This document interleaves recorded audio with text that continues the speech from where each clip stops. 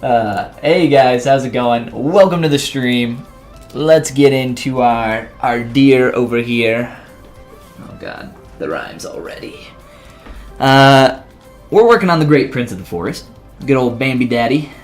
And just before the end of our last stream, we added some poly paint, some color to our character. And now we're going to continue moving forward. Now that we have that poly paint, it's going to be able to help us in making some decisions for changing the form of our character. I always say that color and just getting all the parts and pieces in there is at a good stage where you have a lot that you can reference against, well, your reference images. But now that we got that in, it should be a little bit easier for us to adjust some proportions and figure out exactly the direction that we want to take this. I have a few images over here on the left side of the screen. These are just imported into ZBrush in the Spotlight tool. And these are all the same character, but each one is in a slightly different, maybe I wouldn't say style, but each one is a little bit different. This is kind of like the old, I don't know, like early Disney style. Well, I guess this would be the earliest Disney style. I believe this is a shot directly from the 1942 film. This looks to me like kind of like the early 90s style that they were putting on the box art for their VHSs, and that might actually be what that's from. I'm not completely sure. This looks a little bit newer and has a little bit of a thicker face, shorter snout. So I'm trying to figure out exactly what direction I want to take it in. I do like this image a lot, and I really enjoy this pose. This has been really helpful in just getting some information for proportions and figuring out the direction we want to take this moving forward. But with all that said, I don't have a lot of information to go off up here other than for the face. So I've thought a little bit about posing. I would like to do something in this pose, maybe not quite as extreme with the back hunch that we get here, this really sharp angle on that back coming down this way. And mainly because it was kind of making him look like he had the body of like a canine. It looked very much like a dog to me. I don't know, maybe we'll try it a little bit again, but I want to try something similar to this pose, maybe get the legs back a little bit, and maybe that will help stretch out the back and avoid it getting too far towards canine. But now that we've added this poly paint, I would like to at least initially, before we get into posing, let's go ahead, go through our model, do kind of a once-over here, and make sure that things are where we want them before we move forward more in that direction. So first, I want to put some actual geometry in our eyelids, because before we just had that lowest subdiv, and that's not incredibly helpful. I'm trying to think something's wrong with my brushes. Maybe not. Or my smooth brush? My smooth brush has RGB turned on and not Z add, so it can't affect polygons. So here we'll change that really quick and try softening that just to get rid of that really sharp edge. This is the main reason why I added some polygons to that. And then we can kind of toggle back and forth between our, whoa, way too dark there, between our sculpting material and then our actual poly painted ZBrush paint material. And again, this poly paint has helped me figure out proportions a little bit. So I've started to pinch up around the eye segment, kind of the brow area here, just to start getting that to turn a little bit sharper around that area where we have that paint in. And I will probably need to Dynamesh this, at least in a little bit, but before I do that, I need to turn my poly paint back on, because ZBrush can only remember poly paint or poly group information, cannot remember both. I also think that I am going to split off a portion of our mouth up front, just to get a really clean color separation between these two areas. And it's a trick that I use quite often to get those really clean separations. I don't know if I have a really good example off the top of my head. It's supposed to be on my profile real quick. maybe on Goof here. So for instance, let's say the hat or even on the shirt. If you want to look between these two sections, these are actually two separate pieces of geometry. And I could have merged those together, but just keeping those separated, even for the folded up portions of the jeans, I kept those separated. It just gives me a little bit more control over some color. And then instead of using your painting tools, you can use geometry, your geometric brushes, like your move brush and stuff like that. Same thing with the eyes. The eyes up here are actual geometry. By the way, the concept of this character, shout her out real quick, is Maddie C over on Twitter at Vertical Draws. Go check her out. She's got some really awesome, heavily stylized work, and I'm a big fan. She's got this really cool Mickey Mouse concept that I was thinking about sculpting. Because I think either Mickey Mouse, his birthday is coming up. I think it's coming up on, let's see, what would it be? The 18th, not Mickey Mouse's birthday, right? Of Disney. But I'd like to do a Mickey. I don't know. We'll see. We'll see how we feel. It's gonna be a lot of a lot of Mickey art probably around that time. I've already seen a bunch already, but I don't know. We'll see what kind of mood we're in. We're already doing some Disney stuff kind of right now with the Great Prince here, but I think it's about time that we merge our ears into our head. I'm just working on positioning them a little bit nicer, and then I thought about cleaning up the transition through here. I talked a little bit about this during our last stream about edge quality, and I think it's all fine, but I just want to get a little bit more of an S curve, I feel like, through here, and that's starting to be a little bit too tight of a transition. Even through here, I think we're getting a little bit too much buildup, and maybe this will be a little bit better once I merge that in and blend between the head and the ear. But just real quick, I'll do a little bit of that, just to make sure that's going the way I want it. And let's see, maybe slide those down just a tad, and let's rotate them out.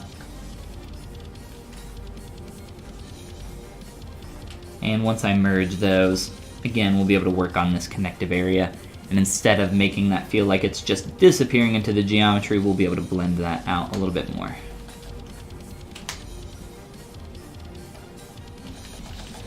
All right. I'm thinking for the pose, actually, if we want, I kind of like the ear position going up. My problem with that, oh, whoops. It's their body. The problem with me rotating those ears up, it was making them look a little bit, you know what, maybe not so much anymore. Making him feel a little bit too squirrely. And, you know, maybe we got rid of a lot of that with the changes that we made to the face before. So if he's going to be in this somewhat, not startled pose, but like on the lookout kind of deal here, I think maybe that makes a little bit more sense. At least it does to me. And let's merge those down. So the way we're going to do that, just go up to our top subtool here with our face. Let's make sure one last time, nothing else I want to change in here. Maybe a little bit of a cleanup around these brows, but I think that's pretty much it. We'll take a look at the jawline as well, see how that's shaping up. Because I did start to soften this quite a bit, and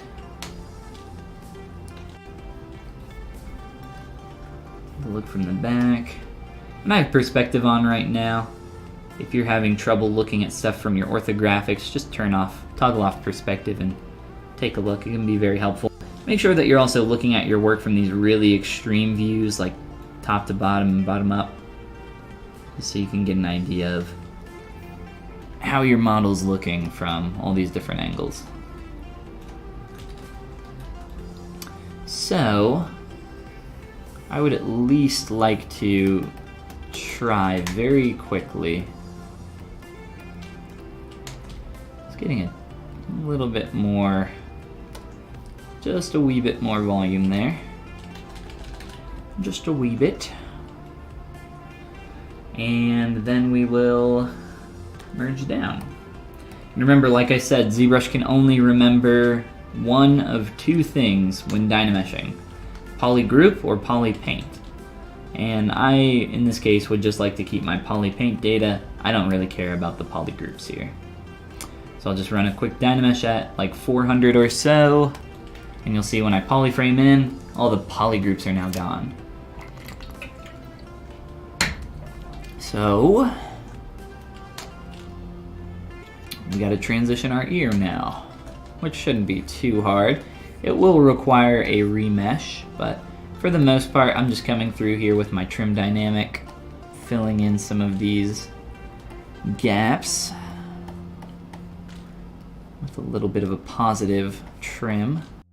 Helps to it's kind of like a reverse bevel on an edge, on a negative edge, or a concave edge would probably be a better way to describe it. And then after we remesh that, we'll be able to blend that edge even better. And then let's slice right through here. And I think I'm just going to try to get a little bit of a curve.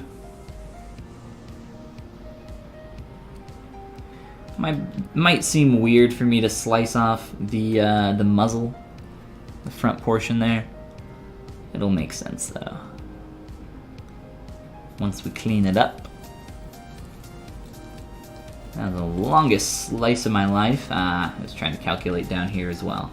I don't actually want the cut down there, I just want the piece up here. So I'll make sure that that is the only part selected.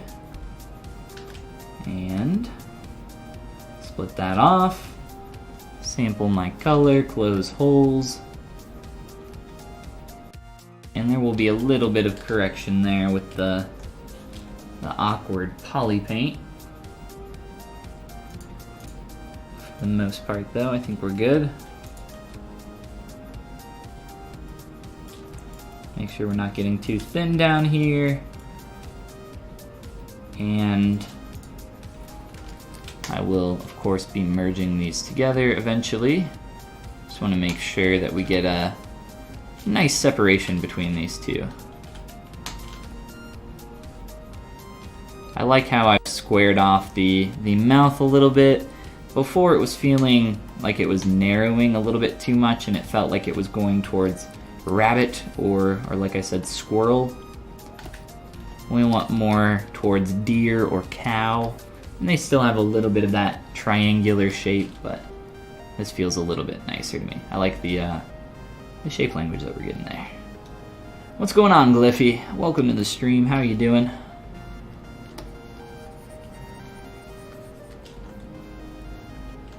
Alright. We'll remesh our head very quickly. I think probably 3K will be fine. And I'm hoping that this will be our final remesh up here. The only reason that I would have to remesh this again later is if I'm making a kind of a drastic change to some of the forms that are happening here, to the point where I'm stretching polygons and no longer being able to sculpt what I need. At this point, the only reason I'm remeshing is just so I can get something a little bit easier to work with and clean up the connection between the ears and the head. We trimmed that in a little bit, but it's not going to be exactly what we want. So let's close holes just to make sure we don't have any open surfaces, and do a project, and that will also project our poly paint the way I set that up. We'll probably have to clean up our poly paint a little bit too, but that's alright. That won't be too hard. One more projection here, and then we'll be on our way. Oh dear. What's going on, Tech? It's already with the puns. I'm gonna delete our dragon boy here. I just posted this on ArtStation. I did a quick render of this in Keyshot. If you guys didn't see that, it's just this guy over here. I'm just Follygon everywhere. If you Google Follygon, you'll probably find it. But there's the quick render, again, done in Keyshot. And I'm gonna delete this out of the file so it's not bogging it down. So we'll just delete all. Yes. All right. Oh dear. Back to the dear. Dear God. All right. So this should be a little bit easier to come in now and work on this transitional area. And I do not have polypaint smoothing turned on for my smooth brush, so that will actually be a little bit better. And there's an effect that's happening on our surface right now that's probably very hard for you to see. You probably can't pick up on it in the stream. Maybe if I zoom in here a little bit more. But there are these dots all over our surface where our poly paint isn't all the exact same color. So let me zoom in here so it's all just this. And then if I fill in this color, hopefully you'll see it change a little bit, even though it's the exact same color. So I'll fill that in. And I'm not sure if you guys can notice the difference or not if I flip back and forth between those. Tech, thank you for the follow. See these, oh man. They're essentially these little splotchy areas that are created from the projection. And really the best way to get rid of those is just to repaint over them or fill in a poly painted area. So probably what I'll do, I'll just leave it for now and then probably come back and clean it up later. So we don't have too much going on here at once. Again, I don't think it's incredibly visible right now. Sometimes it's very apparent.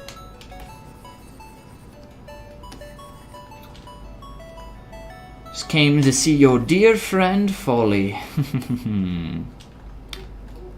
Come on, you gotta do better than that. If we're gonna be whipping out the puns this early in the stream, we're gonna have to. And it's only deer. Actually, no, you guys always do puns, don't you? Not always just on the deer. Have a follow. Gonna start ZBrushing tomorrow. Fun. Well, good luck. For people that are new to kind of ZBrushing digital sculpting, I have a bunch of free stuff over on my YouTube channel. It's just YouTube/Follygon. And then there's a link somewhere down below to my Gumroad, which is again just Gumroad/Follygon. And I would recommend my Quick Start course for people that are brand new. If you're a little bit more experienced though, there's some other stuff on there for people that have been using it for a while as well. But let's continue here. I'm going to turn my poly paint back on in just a moment after I pinch up this area around the eye. And we need to set up our material again. ZBrush paint, fill object, great. And around here, let's just fill this all in. No overlap at all.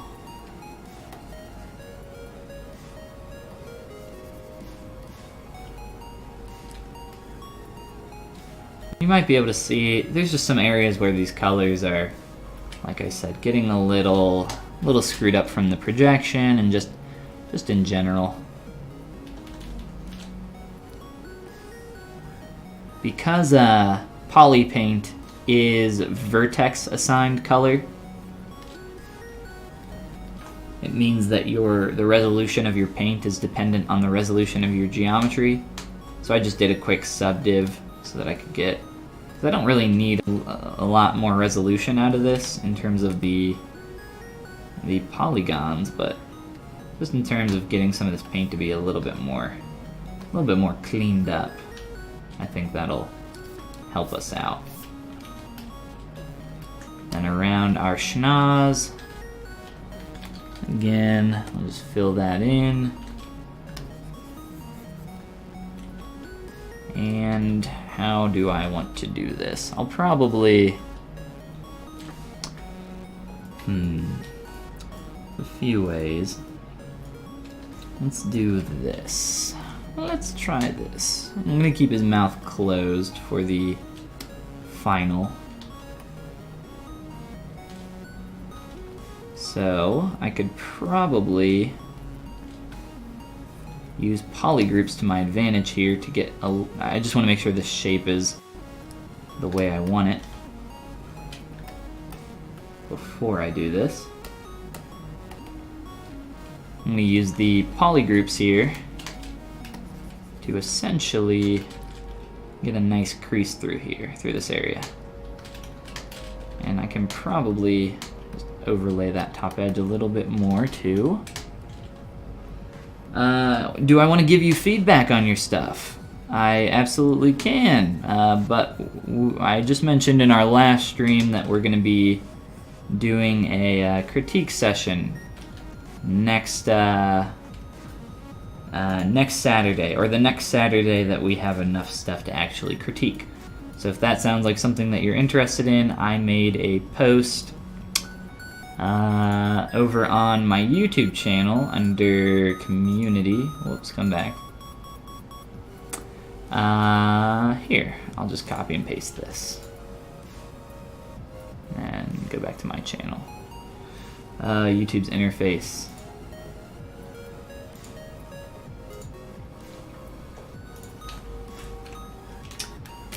So bam, if you want to be in the critique, check that out. There's the email address. It's follygon@gmail.com. Make sure you include some info about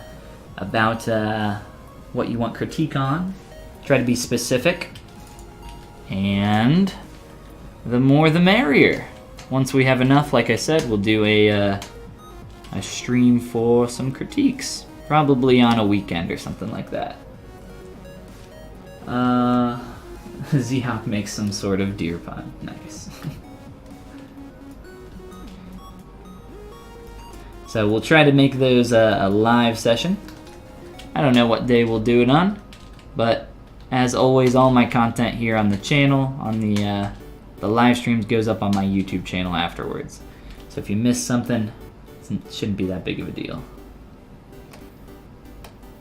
Turn off poly paint, and we're gonna Dynamesh. We're gonna Dynamesh a little bit higher. Got something here.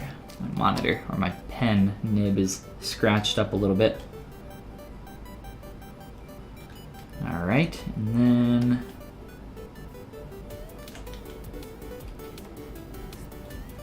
turn off perspective. These are not symmetrical. Ah, I must have sliced this earlier with perspective on, which kind of sucks. So I will do a mirror, then a mirror and weld.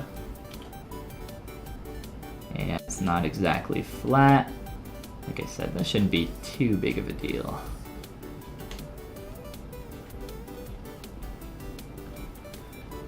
Alright.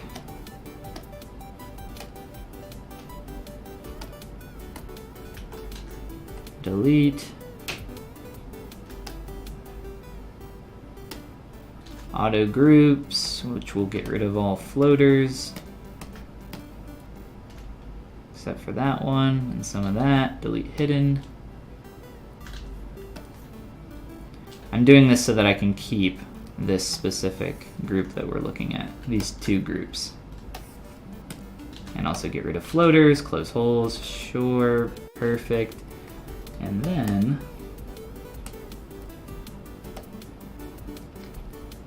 we'll We'll ZRemesh with keep groups, 1K.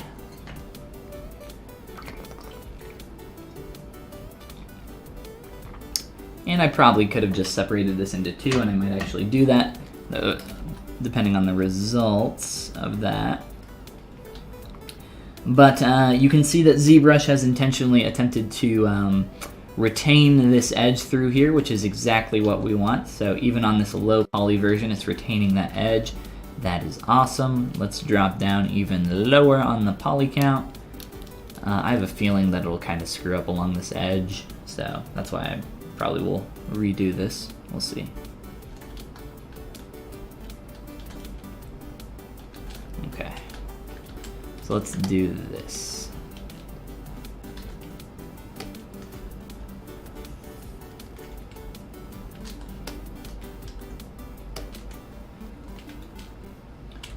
ZRemesh, we'll do like 0.3.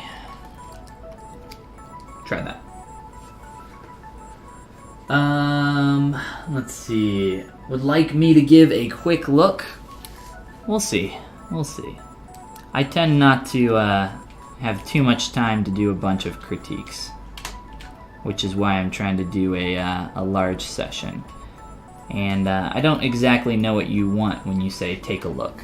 I recommend, this is why I recommend when giving critique, you have to give a good critique and you have to ask for a critique in a good way.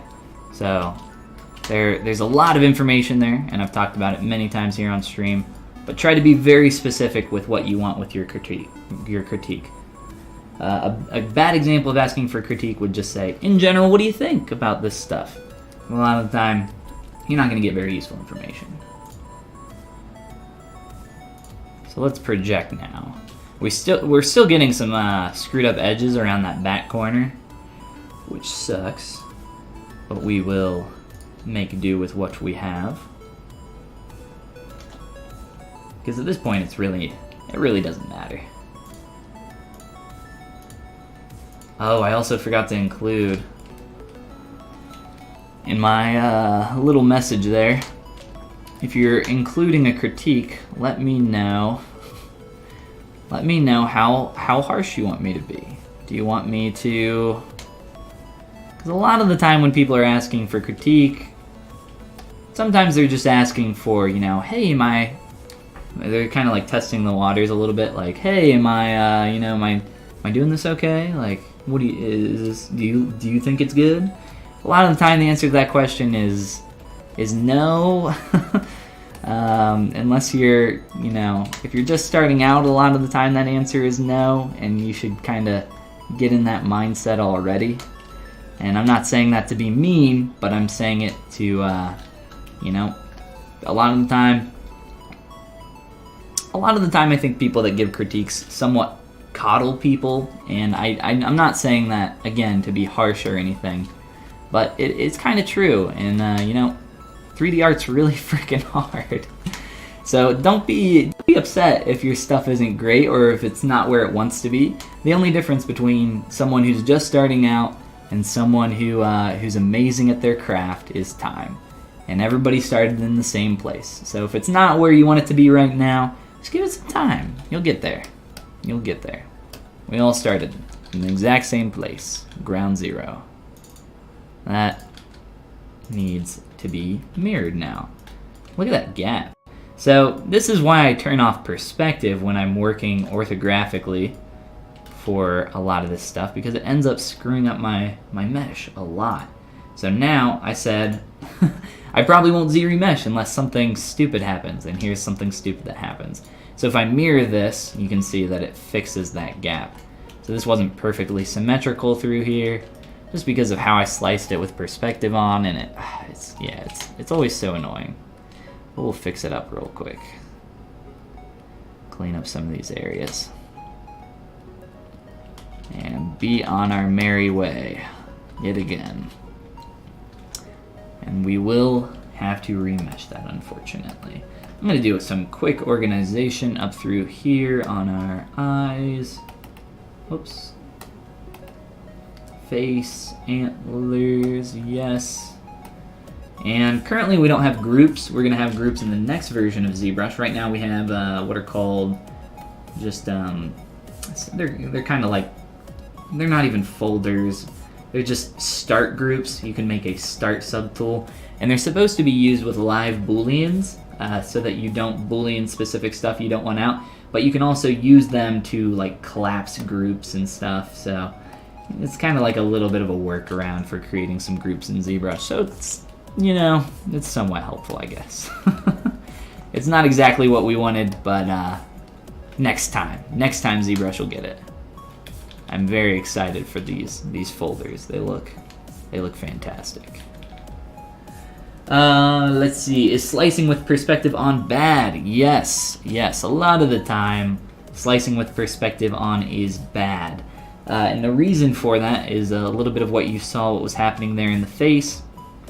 If we take this geometry, or this is pretty narrow, right? So when I slice that, you're not going to see the effects of the perspective warping the cut as much as you would see it somewhere else. But let me just do a straight cut across the neck here. And I would expect that to be straight, but it is not straight. It will not be with perspective. And I actually had it aligned with my camera pretty well. So let me move this up a little bit here. I'll do a slice up here. And, oh, I have perspective off now, sorry. I'll move my camera up here. And you can see that perspective is warping that curve even more. So when I slice now, you can see how that cut is going through the other side at not a perfectly straight angle.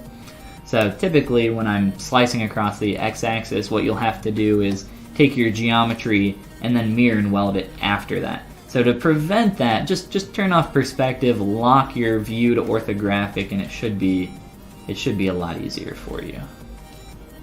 Try to help you out. But yes, I would say most of the time just turn off perspective just to be safe. It's not gonna hurt anything to turn it off. You just want to know if I see potential, or should I drop ZBrush? Well, if you so this is kind of some of the stuff that I'm talking about, and I don't want to put you on blast or anything, but you know, your stuff, I'm not looking at it, but your stuff probably isn't professional level, and right, that's the level that you need to be to work in the industry. You need to be an industry professional, or else nobody's gonna hire you. And you know, like I said, everybody starts from ground zero. So I will definitely look at your stuff later. I will let's see, I will copy your link and put it in a new tab here. But you know, like I said, don't feel bad if your stuff isn't there right now. Potential is a BS term. Like I said, everybody starts from zero. If somebody who is a 2D artist picks up ZBrush, there's a lot of stuff that's transferable there. They're gonna have not necessarily a head start. It might seem like a head start to you, but in fact, they've been doing stuff with art for much longer than you. And I see this a lot in people that are maybe a little bit older that get upset at people that are so young, that are getting into art, the older person getting into art, and they're like, well, there's just, I don't know, there's all these young people that are just so much better than me. And it's like, well, you're looking at it the wrong way. You're looking at it from your age in life, right? You're 30 or 40 versus a 20-year-old who's like way better than you. It's like, well, man, I'm never going to be as good as them. And that's not true. That's total BS, and that's a terrible outlook that you should have, that you should not have. The truth of the matter is that they've been doing art probably a lot longer than you, and they've put in a lot more hours in general. Just because someone's younger than you doesn't mean that they haven't been doing the thing longer than you, or, you know, putting in more time. It's also that's actually the exact same problem that I have when people ask, how long have you been doing X? Because I think that is a terrible way to gauge how far along somebody is in their artistic abilities or endeavors, or whatever you want to say. Because when somebody says, oh, I've been digitally sculpting, or I've been drawing or painting for X number of years, what you're thinking is, that's how long that takes to get that good. Okay, And that's wrong, because that means that that person could have been painting or drawing or sculpting, you know, once a week for X number of years. Or they could have been, you know, sculpting 10 hours every single day and just like pounding that same nail over and over and over and over again every single day. So that's why I think both of those mindsets are kind of pretty much the same, where it's just not a good mindset to have. It really isn't, and I think it hinders people a lot. And I know I was definitely in a place where I had that mindset at a time as well, but, you know, just try to get yourself... I swear it is really difficult to get yourself out of that mindset, but just try to get yourself out of it and think, you know, everybody started from the same place. You can do it. If I can do it, you can do it. Come on. If I can do it, you can do it. Look at me, I'm a bumbling buffoon. Of course you can do it. But yes, I could talk forever about this stuff, and I probably will unless someone stops me.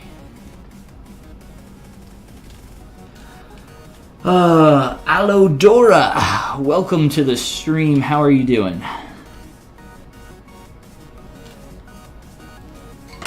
Doing some 2D and 3D, sounds like a lot of fun. Just got super hyped if I see art that I love. Heck yeah, so do I. I'm gonna open up my Doa, because it's getting nice and cozy. Nice Bambi. Thank you. It's not Bambi though. It's not. It's Bambi's daddy. It's the great prince of the forest. Found a way to deal with that thought. Short-term goals. I think that's an excellent piece of advice as well. Setting goals for yourself is incredibly important. I try to have a specific thing in mind with every project that I work on, like something that I want to try to work on or try to get better at. We've been doing a lot of, what have I been calling them? Style studies of a bunch of different 2D artists lately. And you can see a lot of those up on my ArtStation. But yeah, having those goals is definitely a great way. I like that. Good piece of advice, PT. Look, a squirrel. Right. Huh.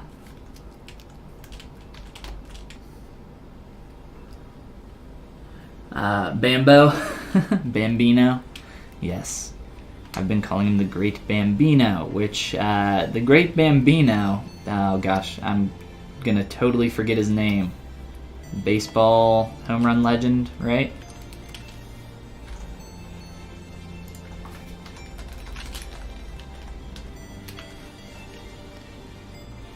Babe Ruth. God. Wow, how could I not remember that?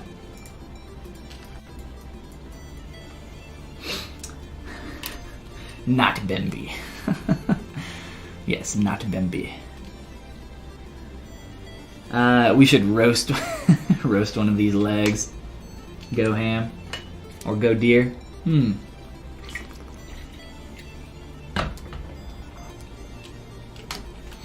There used to be a, speaking of roasting, there used to be a streamer, a digital sculpting streamer. I won't call them out, because I don't know if they would appreciate it. But what they were doing is essentially, they would do critiques of people's work, and they would just be incredibly upfront and honest with them, and just essentially say, your art's not good enough. That's what they, and pretty much everybody, you know, like, look, I've been working in the industry for 12 years, or however long they have, quite a while. Again, I won't call them out. But, and maybe some of you even know who I'm talking about based on what I'm saying, but, you know, they would just be straight up with people. And I really respect that. I think it's, you know, like I said, I don't want to sit here and put people on blast, but a lot of the time, I think that's, you know, maybe not good for everybody, but I think it's good for people to be able to have that objective outlook. And I try to have that objective outlook with my own work. You know, and if you're just starting out, guys, or if you're new to ZBrush and digital sculpting, like I said, don't beat yourself up. Don't feel bad. It's definitely not easy, and it takes a long time. And if you're not there yet, just give it some more time. You will get there. You will get there.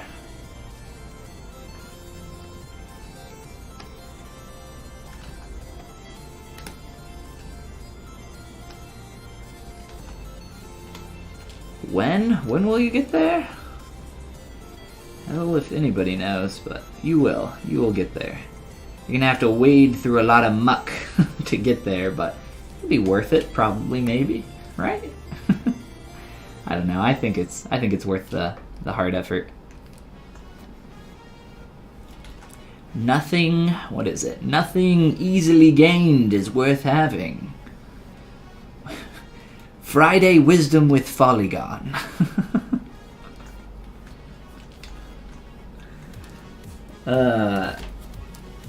Always get it mixed up with the great Santini. I don't know who that is off the top of my head. I'm guessing maybe a baseball player as well. I don't know. Santini? I don't recognize the name. Tech thinks they know who I'm talking about. It's very possible. Like I said, there's actually a few people that do that, but I don't know. I definitely respect that. I think they're doing the Lord's work. Because I do see a lot of... I do see a lot of communities of people that are new, that are maybe giving a lot of bad advice back and forth to each other. I would say try to get critiques, try to get advice, or hang out with artists that are a lot better than you as much as you can. So, you're not...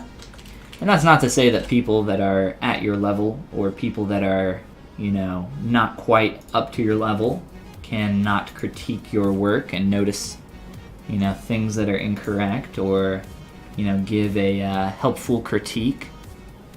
But also I think it is good just in general to hang out with as many artists as you can that are, you know, maybe a step or two above you.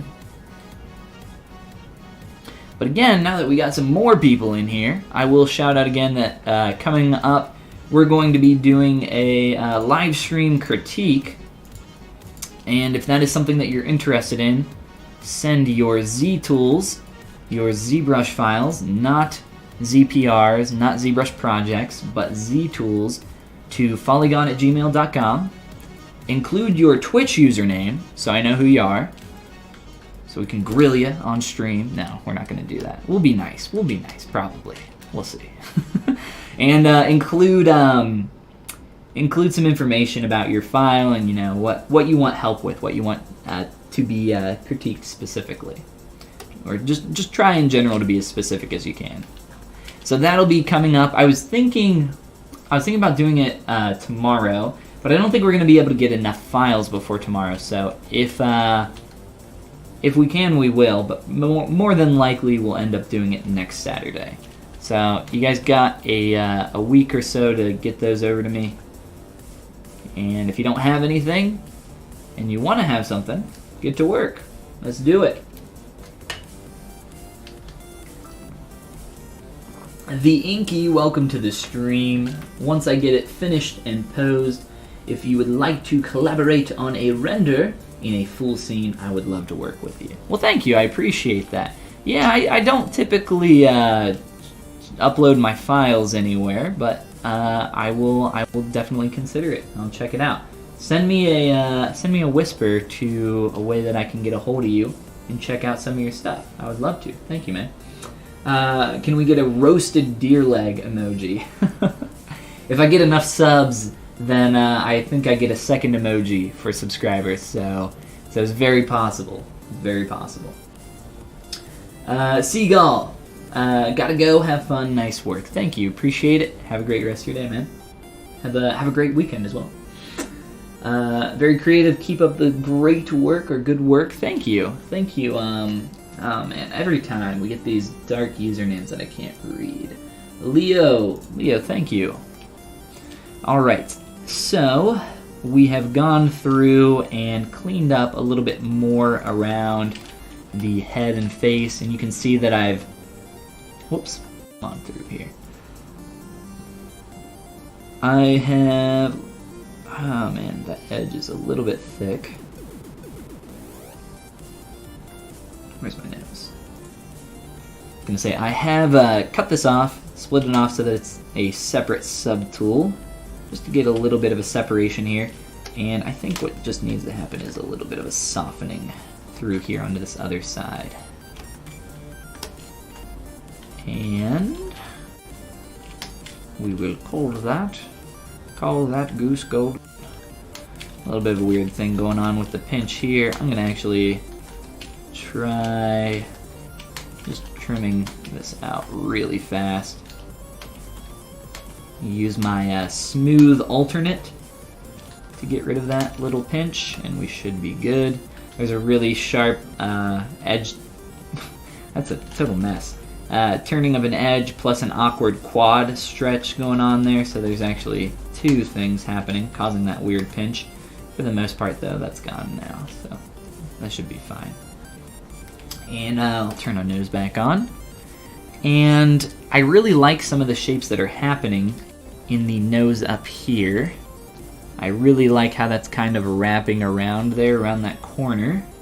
So let's go back to our sculpting material, and I would like to try pushing in around this edge to see if I can get that effect a little bit more apparent. We'll see how this goes. I can get this a little bit more. That'll be pretty nice, I think. Let's see. Excellent commentary, my dear friend. Ho, ho, ho, ho, ho. The deer puns will not stop. I cannot control you guys. I started saying we're gonna ban anybody that does any deer puns last stream. Then you guys just started making more deer puns. I lost control. I can't. Let's see who we got here. Cornet, maybe. What's going on, Cornet? Alright, so a little bit more of just a negative up through there, maybe some thickening for that edge. Try to get that to wrap through here a little bit more. I'm going to use move back face masking, and that will help make this edge a little bit more thick, which is what we're aiming for, as well as probably our sharp soft edge brush, which is a nice brush for just digging into our surface without quite as much strength as the damn standard brush, if you guys are familiar with that. That one's a little bit more strong than this. Whoops, come back please. Get a little bit more pinch through here and try to get both of these edges going the same way. So that's feeling a little bit better. Let's maybe just pinch this up and trim it a little bit more. Make sure that this is flowing nicely through here. And all that awkward geometry will go away in just a moment. Don't worry about that. Let's see. Let's get that maybe a little bit closer to... Whoa, way too low. A little bit closer to the nose here. So I'll kind of pull that down, or the muzzle. Muzzle? Isn't that what we call that? I don't know. It doesn't matter. To the mouth. His upper lip thing. The buck stops here, I know. Oh no. I haven't heard that one yet, but that's a good one. Good job. You did it. You got pun of the day. At least so far, until someone takes your crown. you work with TPC as well. TPC as in what? It'll have to be a little bit more clear. This surely has been done. Sorry, not sorry. My curved brushes are only $1. Thank you, Zhawk, for shouting out my curved brushes. Yes, there's a link below to my Gumroad where you can get my curved brushes for only $1. Ha ha ha ha ha. Yeah, a bunch. I don't know. You can also get some base mannequins, 5 base mannequins for only $1. Har har har. There's a bunch of stuff over there. I would appreciate it if you guys checked it out. Thank you, Zhawk, for the shout out. Alright, let's turn this edge through our nose a little bit more so we're starting to get that taper in there all the way around.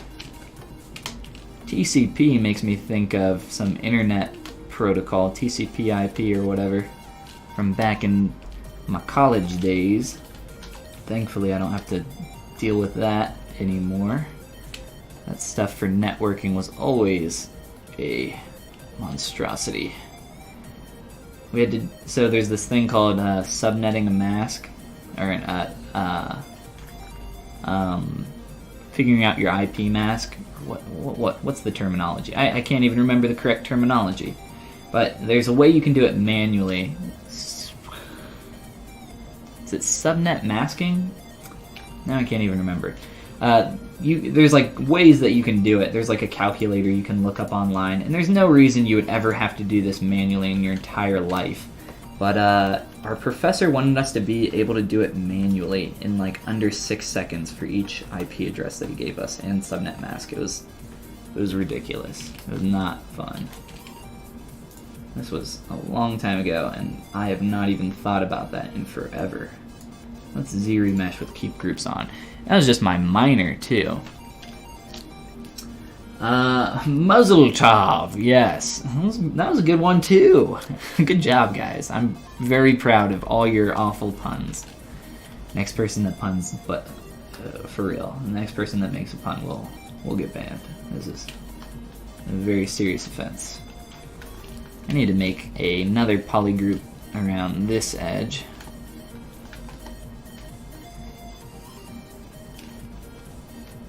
I can't ban everybody. I can't? Watch me. My most loyal viewers that come and hang out every day while I sculpt things in ZBrush. Ban them all. Oh man, I need to take the sweatshirt off. It's getting hot. It's getting hot in here. Z-remesh, please. Keep groups. And I'm doing a 1K on this, but that's probably too high. Again, these polygroups are retaining those edges for me. Let's see what this does, though. Yes, a little bit too high, so we'll aim for maybe around like half that or so. Why does this digit, why does that go out so far?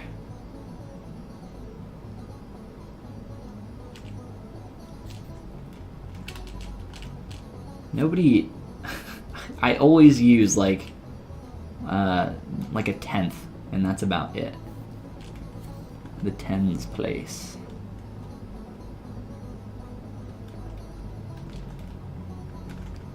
Never really go more than that. Typically, all I do is like 0.1 or 1 for really low Z-remeshes. 0.1 tends to be pretty good for simplistic shapes. A little bit higher for something if I'm trying to retain an edge like I'm doing on this nose. But this should probably be fine. Just a couple projections through here. I just wanted some geometry that was a little bit easier to come through and clean up. Maybe use some pinch brushes on. And let's just take a look at that in general. Maybe even flatten this out since it's getting really rounded towards the top up here. That edge is getting a little high. And again, these poly groups are just for helping out that area. Let's see. The Pokemon Company. I worked not with the Pokemon company. I have worked with Tomy.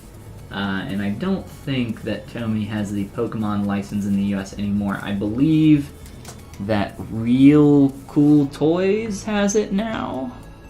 Tomy might still have some stuff for it, but Wicked Cool Toys I think has it now. But yes, Tomy has had it for just about forever, since Pokemon existed. I do not like binary maths too much. I mean, I don't have anything against them, but I'm not going to sit here and do that. That doesn't sound like too much fun. You enjoyed subnet masking? What is wrong with you? Why? You either like it or you don't? That's how most things work, isn't it? I guess you could be indifferent.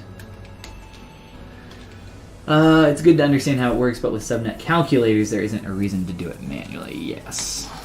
Precisely what I was saying. There's no reason. There'd never be a situation in which you wouldn't have the ability to use that. Man, I need to maybe like change this pen nib or flatten it out a little bit. I feel like I got, or just something stuck to my screen here.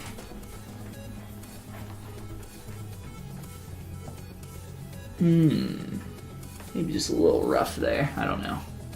It's not a big deal. Alright, so how's our nose? Let's see. Let's maybe just pinch out a little bit more here. And I think we'll be good to move on. Make sure this is nice and clean. Pretty simplistic shape. Trim up through here.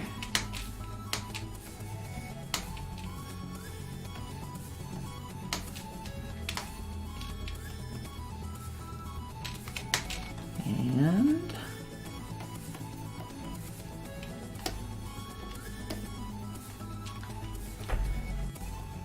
make sure, I don't like the direction that is going from the top here. I'm getting like this extra curve through here.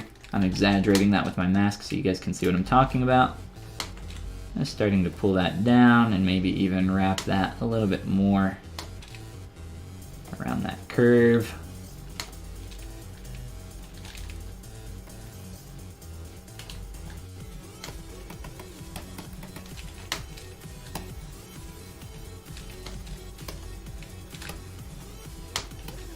And I think that will be good enough for that. And from the front, let's do, it's pretty flat in a lot of those images, but, oh, come on back.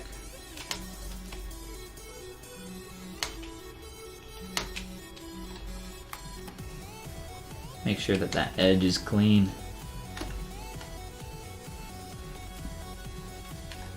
And I think that will be good. Cool. Let's turn our black ZBrush fill back in. RGB, thank you. Alright. We'll play with some more stuff in the face here as well, probably. We do have polygroup, or subdivs, so that'll be nice to work with. Before I merge in our front legs back into our body, I would like to think more about this pose and more about just these shapes in general happening here. I'm not a huge fan of how this is working right now. Give the deer some nice bumpers and a spoiler. And maybe some racing stripes. Let's see. If you find yourself in a Saw movie scenario with you must calculate this subnet mask in under 6 seconds or you will lose a finger each time. making it more difficult to calculate each subnet. Lightning. I've not seen a Saw movie in a very long time, but I'm pretty sure that happened in Saw 18. How many Saw movies are there now? There's like 7 of them? 6 or 7? Too many? 6 or 7 too many of them? I think I've seen only the first or second one, maybe. It's been a very long time. Let's see here. Yes, become a huge nerd for a minute. Binary would be easier with 8 fingers. There you go. Well, you can still have 8 fingers, you know. I got too many fingers. That's holding me back from doing my binary calculations. Alright, so let me pull up some more images over here and just figure out what. So this is the this bottom right image. That's going to be around the pose that I would like to go for our dear friend here. Our dear friend, the great prince of the forest. I kind of like just the walking pose as well, like upright. Maybe we'll go for more of this, since I don't really like the canine style back arch that he has going on. So I still feel like this feels, it's very low res, but it still feels very, and we got little Bambi, very stoic. So maybe we can aim more in that direction. His antlers are also completely different in this image compared to a lot of the other references I have, but that's okay. That's okay. Let's make sure some of this is feeling okay for our legs. A lot of this is just getting a little bit too thin too early, and we need to get a little bit more meat, or maybe an extra joint or 2 in some of this. So let's do that. I'll use my move AQ curve. I'm just gonna pull out a sharp point just so I can start building up a little bit of form there. And it's a little strong right now for this curve, so we're gonna be, like I said, just adding some more meat to our bones. Feels maybe like they're a little too thin too quickly. And if you're having trouble seeing, I like to just move my light around, and I also like solo mode a lot. Very helpful.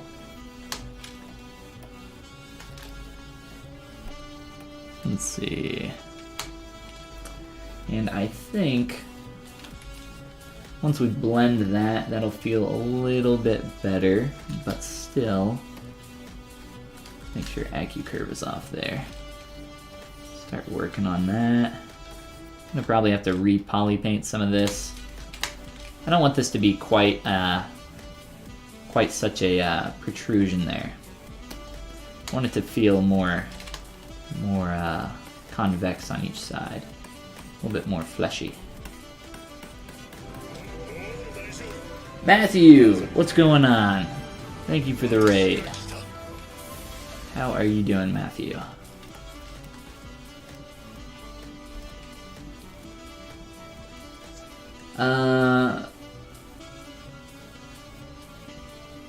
It's a punchline. How was your stream, Matthew? What are you working on lately? What kind of 3Ds we got going on in Matthew land?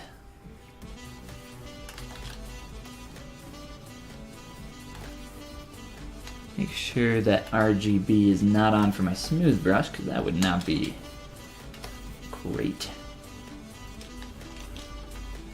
And it's still a little bit too much of a protrusion here. I'm trying to blend this a little bit better. Let's continue building up some of this form through here. And that's a little bit more of what I'm looking for. Made some adjustments on the board game characters, and now you're chilling out. It's Friday. That's right. It's time to chill out. Inky, thank you for the follow there. Appreciate it. Yesterday you got the affiliate status. Well, congratulations. That's a good reason to maybe chill out or celebrate. So congrats. Congrats, man. Your board game characters, yes. I have checked them out. Quite a few of them.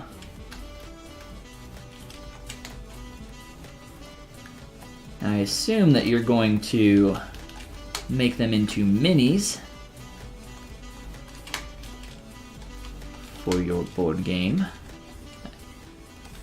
Mini, I don't know, I feel like mini is always such a, I don't know if mini actually pertains to a specific, wow, I just butchered the word specific. I don't know if it pertains to a specific scale ratio, but I don't know, I've always seen a lot of variation in a bunch of different minis. So what's the scale? What size are we producing these at?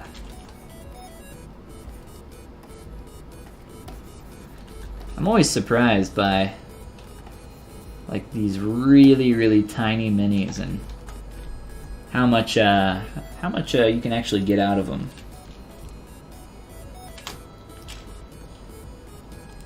By how I mean how much actual form and information you can get on something that small. I always show off my SLS prints on stream. Whoa, wrong one. And I have a ton of these on my desk. Always just got them hanging out. I'll literally just like grab a handful of these so you can see. This is like half of them. This isn't even half of them. But yeah, we got, you know, Vulpix plus Butterfree, which was a lot of fun. Spyro plus Lapras, all these little 3D prints. I'm actually going to, the next thing that I sculpt, I'm going to set it up for 3D printing for SLS full color. And I will, I won't spoil what that's going to be yet, but that'll be a lot of fun when we do that. This guy, I am not going to 3D print. This little deerman that I'm working on right now. But the next thing that we work on, we will for sure. If the next project ends up being the project that I have planned, as long as nothing else comes up. Let's see. You're around 95% finished right now. That's awesome. Rounding the finish line.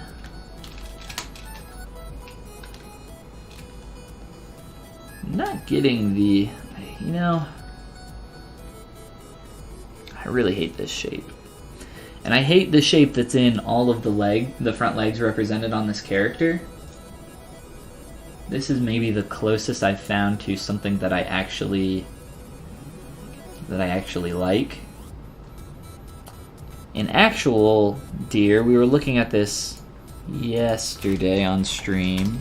Deer profile. The leg, or even if you look at a skeleton here,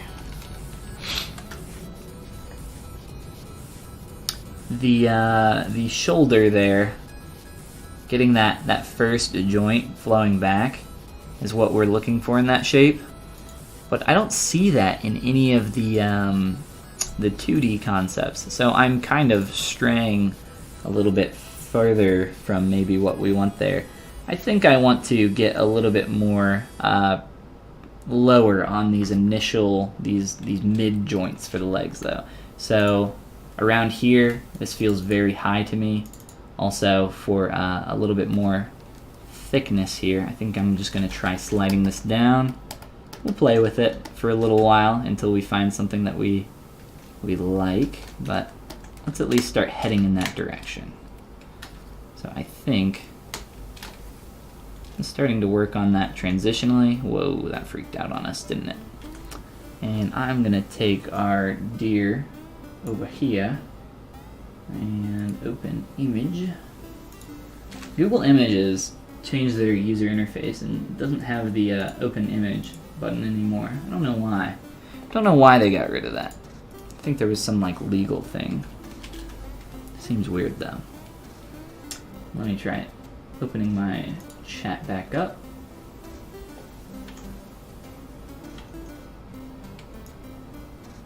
This is so hard to manipulate. Here, save. Or make you small. Zoom in, thank you.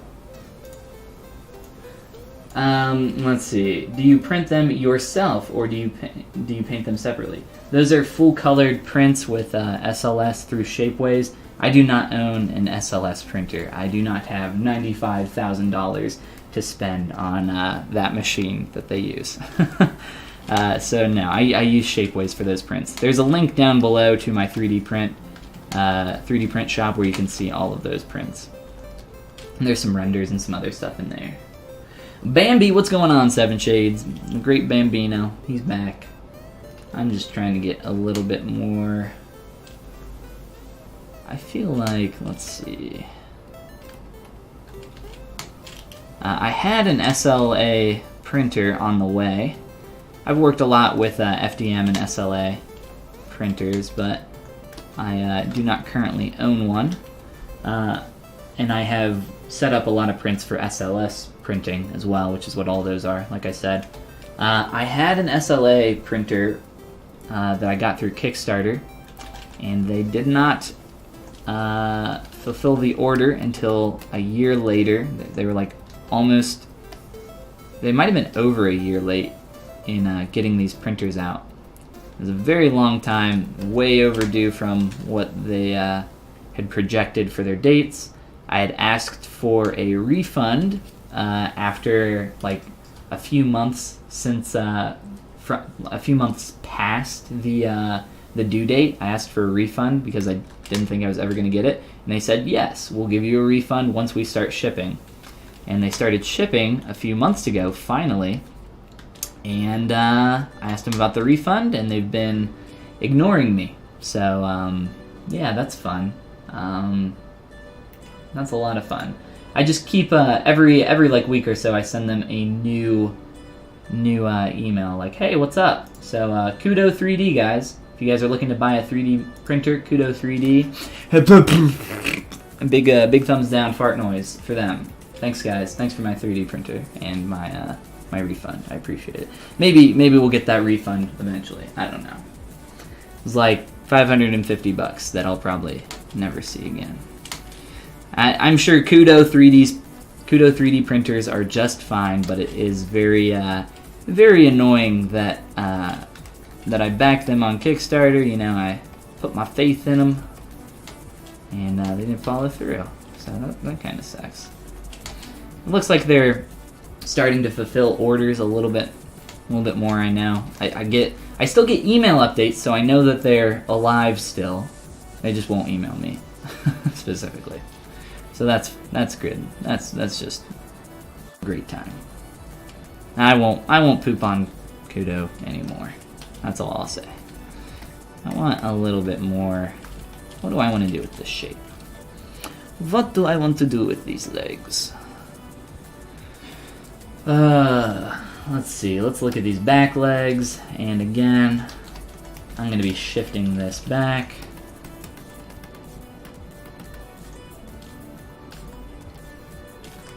And I'm going to try just stretching this down quite a bit. Yeah, a little bit too much mask there. Gotta be careful with these masks. I don't want to pull down that inner edge, and I don't think it is. It's kind of hard to tell right now, but and I kind of like the way he was getting squared off there. I don't really like this shape anymore either. Is this a model with purpose? Everything I do is with purpose.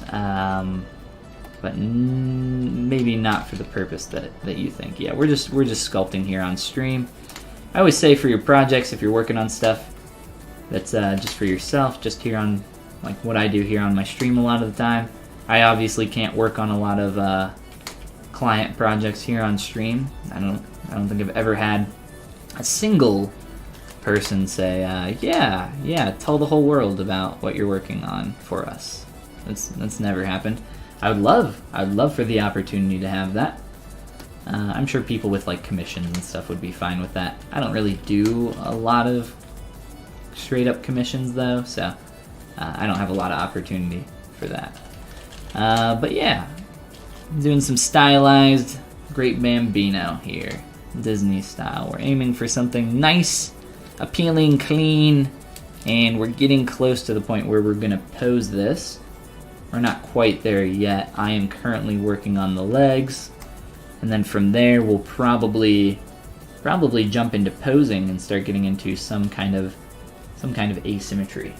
But I want to get these legs a lot nicer first. I don't really like the shape in either of these. And I'm thinking, let's see. I think we just need to reshape these quite drastically. So I'm going to push and pull on some stuff and probably, at this resolution, break our legs a little bit, but we'll clean them up. Don't worry about it. We'll get it. We'll clean them up. Also thicken them up. I'm getting all twig-like down here, which is the case for what I'm seeing in the reference, but I think they could be a little bit more meaty. And then I think I'm actually going to resplit this back leg off just so I can work on this. I'm having a lot of trouble being able to work in this area up here and like get this to be more in the position that I need it to.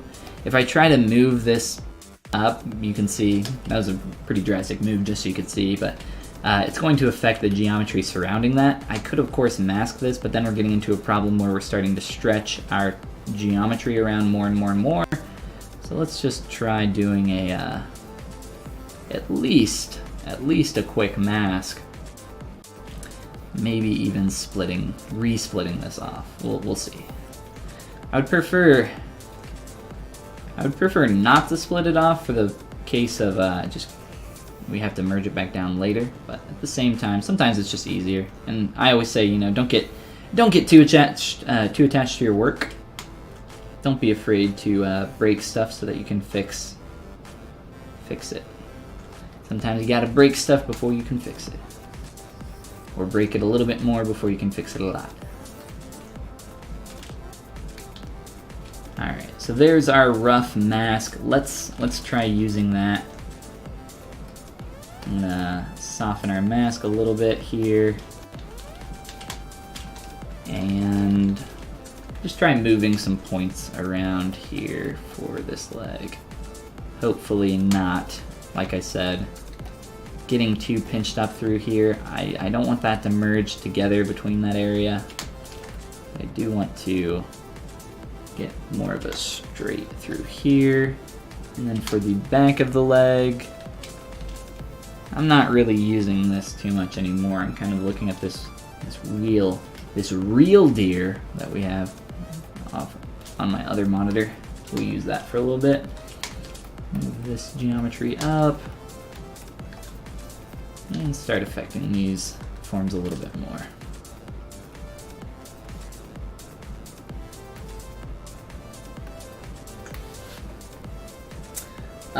Finally online at the same time. This is awesome. This is epic. What's going on, Resnor's Rage? How are you doing? Do you work freelance or do you work for a company? I do full-time freelance right now. Zhawk says, any idea what the cost range to print something like one of those guys you have through Shapeways? They're all varying degrees of price ranges, but I would say you could expect anything that's like 2.5, 2 inches tall you could expect anywhere from $10 to $30. And I know that's a big price range, but it just kind of depends on how the character, or what you're printing is shaped, how much of that volume, that 2-inch or 2.5-inch cubed volume is being taken up, how much you can hollow out the model, like what I've done for this guy here. So it just kind of depends on a lot of those factors. So I'd say probably around like $10 to $30 is what you could expect. And that's for their full color sandstone material. And I have a tutorial over on my YouTube channel for how you guys can set up your own prints that way. And there's also one over on the Pixelogic ZBrush channel where I go in real time through printing setting up a SpongeBob muffin for 3D printing. So if you guys are more interested in that process, or printing your own stuff, check that out. And I also went over some printing tips live here recently for FDM and SLA printing on my dragon sculpt. It's the last video that I worked on, the dragon bust, over on my YouTube channel. So if that's something that you're interested in, go check it out. No, do not merge. Alright, so we're starting to get a little bit more clean, more in the direction that I was hoping we would go. I'm just going to exaggerate some of these points with a very sharp pull out with my move AccuCurve, and then from there kind of smooth it back a little bit. And I'm just not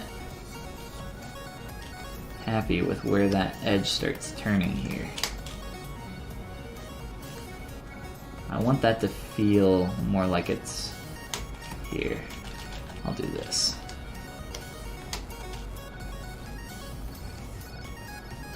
I want it to feel like it's turning more around, like I want it to feel like it's the crook of your elbow or something like that.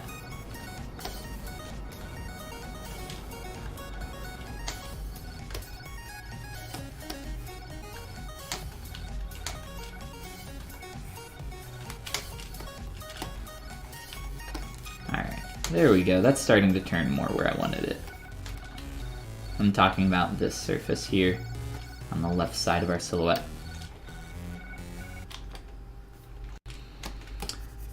Lots of back and forth here, and tweaking on these shapes, but I'm kind of while I'm doing this, there's a lot of stuff that I'm keeping in the back of my head in terms of straights versus curves, and just a lot of these fundamentals for 3D character design. And I know there's a lot there, and I'll try to talk about each one as it comes up. But right now, at least, I'm trying to focus a little bit more on creating a straight on this this back edge of our silhouette here, right through here. And it doesn't have to be perfectly straight necessarily. That's not what straights versus curves exactly means. It essentially just means having a side of your mesh that is a little bit more boring, let's say, than the other side. So what that ends up doing is it allows your eye to focus on one side, as opposed to, it kind of helps your eye lead around your character, much like what you would have with a nice pose for a line of action for, think like a ballet dancer. With something like this, it's almost exactly the same. It's just helping your eye follow around our deer leg, all right? But we're just working on a single piece, but having this through here is very nice. And then again, up through this part of the leg, a little bit more of a curve on one side, and starting to be a little bit more simplified and straightened out over here. So these are just, this is like one of these fundamentals that I try to keep in mind while I'm sculpting. I'm always keeping a lot of this in the back of my head as I go. It's nice to have some language, though, to articulate what you're attempting to accomplish.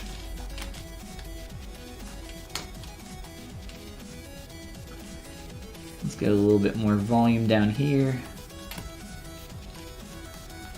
Let's see. Not bad. What is your highest goal? Your dream job? My dream job? I mean, kind of,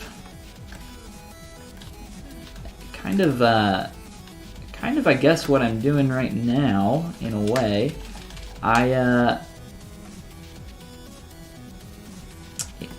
How should I word it?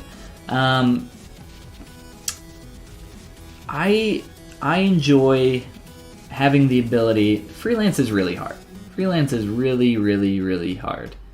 And if you've ever heard the saying, you work 80 hours for yourself so that you don't have to work 40 hours for someone else, I think that's kind of true. Maybe not exactly, 80 or 40 hours or whatever you want to split that up as. But you definitely work a lot more in freelance to achieve a lot of the same results that you could with a lot less work, I think, in a full-time job. And that's a very general statement that I just made, and I don't think that's always applicable in every single situation. But I think a lot of the time that is the case, and I really do enjoy working for myself. I guess like my dream job, in a way, I would like to get to a point where I have enough work consistently to where I start to have the opportunity to bring in other artists to work with me.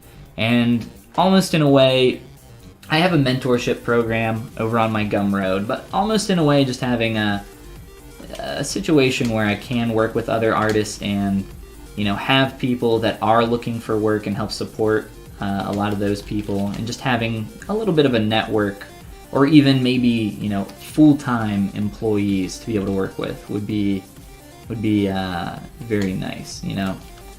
Maybe even like someday having a physical studio with multiple people working together. I would love that. That would be awesome. But that's pretty far off down the road, I think. So set your sights high, keep your eyes high, or whatever. But yeah, I think that would be pretty awesome. It'd be a lot of fun. I love working with other artists. I've had the opportunity to do so in the past many times, and I just love that atmosphere. I love being in a room where you're doing something and somebody is just walking around, another artist that is working on another project, and they glance over at your screen and they're like, oh, what are you working on? How did you do that? Like, just being able to trade information very quickly and have that face-to-face interaction is really nice. I do enjoy that a lot. Is billionaire a job? I don't think billionaire is a job per se, but you might have to have a job to become a billionaire.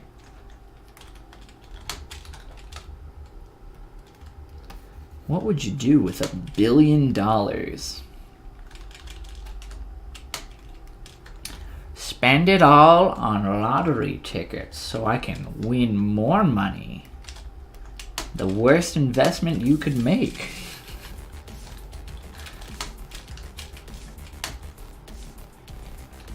$1 million is an inconceivable amount of money to me.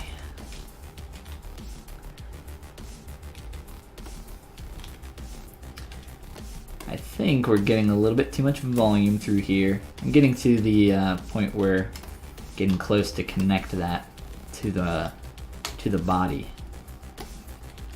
I think there's some poly paint changes I need to make on our back leg. As I've edited and pushed and pulled stuff around a lot, it's probably warped a lot of that painting, but that's okay. We'll mess with that later once we merge everything together. I love this. This is just beautiful. Here.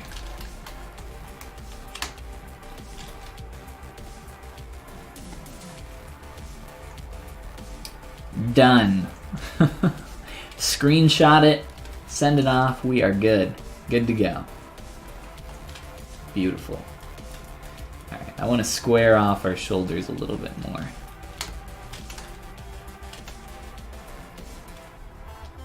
And also just make sure coming through this plane that we're through the side here, that we're not getting too round.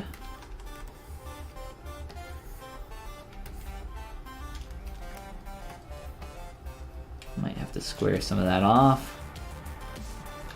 And we might be a little bit too thick as well.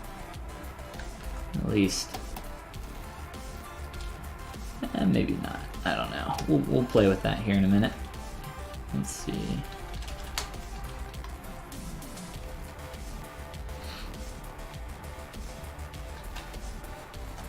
I'm gonna try.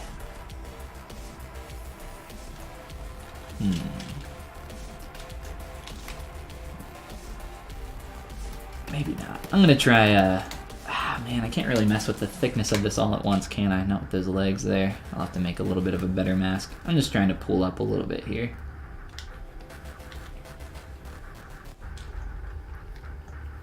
Just to get a little bit of a nicer curve. Instead of just having a straight flat, a straight down here. Move our light as well. Just getting a little bit more of a curve running up through there, I think feels a little bit better.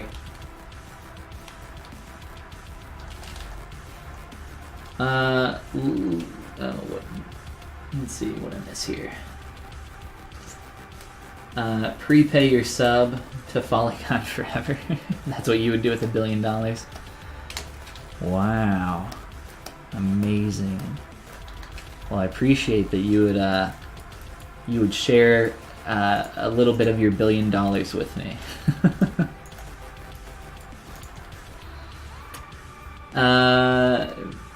Let's see. Chocolate says, "I love your style sculpting. I love your style sculpting. It's outrageous. Hope one day I can do beautiful things like your models." Well, thank you. That's very nice of you. You absolutely can, and you absolutely will be better than me as well. It's all just a matter of time. That's what I always say. And I know a lot of the time it's really hard to see your work being at that next level. Like, it's hard for me to visualize that. Like, but it happens gradually. It doesn't happen all at once. And a lot of the times you don't even notice it happening at all. And that's why a lot of the time I recommend going back and looking through a lot of your old work. Helps you just appreciate where you've come from, to see a lot of that old stuff. I know it's always really humbling for me, at least, to go back and look at, you know, where I started and really just see how far I've come. It's nice. It's good. It's good for you. All right. So for the pose, oh, I still want to mess with my front leg. I'm looking at this derp over here. I like his antlers, they're fun. I want to, we've played with our back leg, and I think the back leg feels a lot nicer to me. I'm gonna mess with proportions and scale, all together around this guy.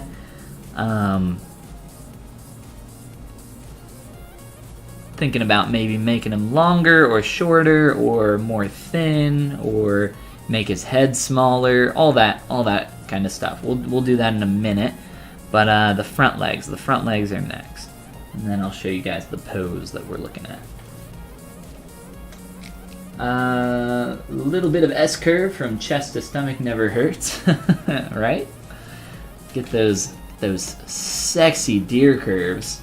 That's what S curve stands for, by the way, guys. Sexy curve, and all deer need sexy curves.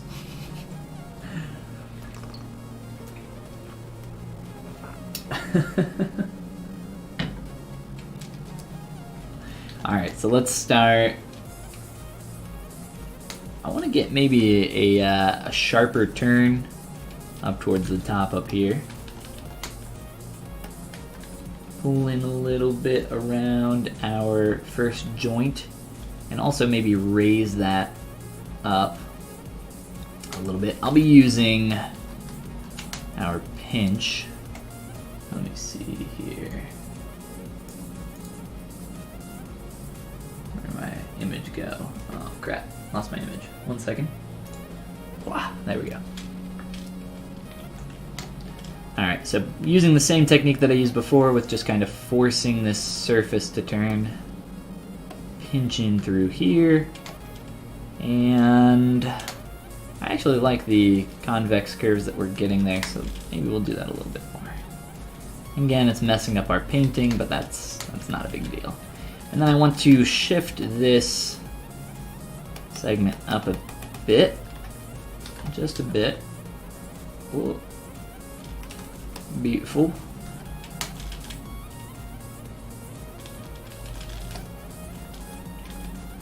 And let's see.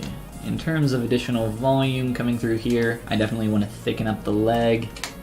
Get it a little bit closer to what we're seeing in the back. And in terms of secondary curve, let me look at this reference for a minute. These front legs tend to be a lot straighter, a lot more straight than the back.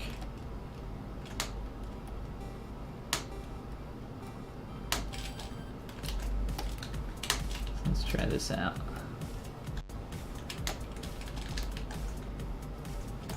Just get a distance read on that. This makes me, in general, this distance read is kind of what makes me think that I need to thicken up that front leg even more, and maybe even thin out or taper down the body. And I try to do this as much as I can. That was weird. Where you just zoom out really far, get that really tiny read, see how your silhouette is looking from as many different angles as you can, and I think you'll find that that's really helpful for a lot of reasons, especially when we're getting into these stages before we go into posing, because after we go into posing, it's going to be a lot harder to make large-scale changes to, well, scale. Large-scale changes to scale. We'll continue to beef up our burly boy's arms, and a little bit more from the front view as well. So I'm using move with back face masking. It's a little bit weird if you're just using it for the first time, so try to play around with it for a while. I would say just try to find specific instances where you need to move only a single side of your mesh. That's pretty much the only time that I'm using it. That, or for like drafting stuff back if I'm trying to make sure something's gonna mold properly or anything like that. Let's do a quick save here. And there we go. Starting to thicken that out a little bit more. And maybe try to get a little bit more volume down through here. Make our deer more swole. It's been lifting. The great prince. And I'm glad we were able to adjust that back leg without really having to worry about cutting that off and reattaching it, so that's awesome. With this front leg though, I do have to attach that now. I just want to make sure that this is gonna line up properly. Stuff like this in the silhouette, if you can see this internal line and then that bump out there, that little extra hit in the surface, we will most likely be blending a lot between those two to make that feel a little better. And I'll probably be adding more volume to the chest there. So I think we should just go ahead and attach these. And to do that, I'm just going to Dynamesh. And I have some poly groups on here, so if I want to retain those poly groups, what I can do is turn off, let's see, duplicate, and then turn off poly paint on this object. And let's run a Dynamesh. I'm thinking like 500 or so is probably enough. Guess we'll find out. I still love this shape. It's beautiful. I think we're gonna keep our little face up here. Let's see. Perfect. Alright, so from here, we've got a quick Dynamesh. And I will also Dynamesh this. Let's see. I'm just Dynameshing this so we don't get any weird projection errors. And I want this to be Dynameshed by itself. So we got Polypaint on that. This is just so I can project Polypaint. That's literally the only reason I'm doing this. Project Polypaint and also keep my poly groups. The reason I'm keeping poly groups is that it will hopefully help us a lot in some of these areas around here, around this tight edge for Z-remeshing. Maybe not. I don't actually have it back here. I think maybe... yeah, I don't know. Let's just say... let's try it without it first. So keep groups off. Z-remesh. Aim for around 3K. Symmetry on. And let's try it out. See how that goes.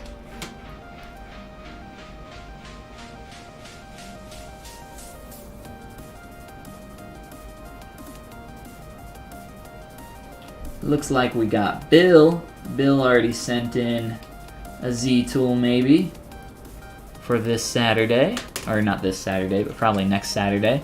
So next Saturday, at least depending on how many files we get, we're going to try to do a live critique session. So if that's something that you guys are interested in, follygon@gmail.com, send in your Z tools, and we will do a whole live stream just going over people's models, looking at ways that we can improve them, and probably talking about some few specific techniques or just tools in ZBrush. And then probably a lot of it is going to be looking at fundamentals, I have a feeling, and how we can point out some very specific examples of how we can use those fundamentals. Much like what I just did with our leg, talking about straights versus curves. So I think that'll be pretty helpful. But yes, send over your Z tools. Make sure it's a ZTL file, not a ZBrush project. And also include some info about your model. Let me know what you want to work on, what you're trying to improve.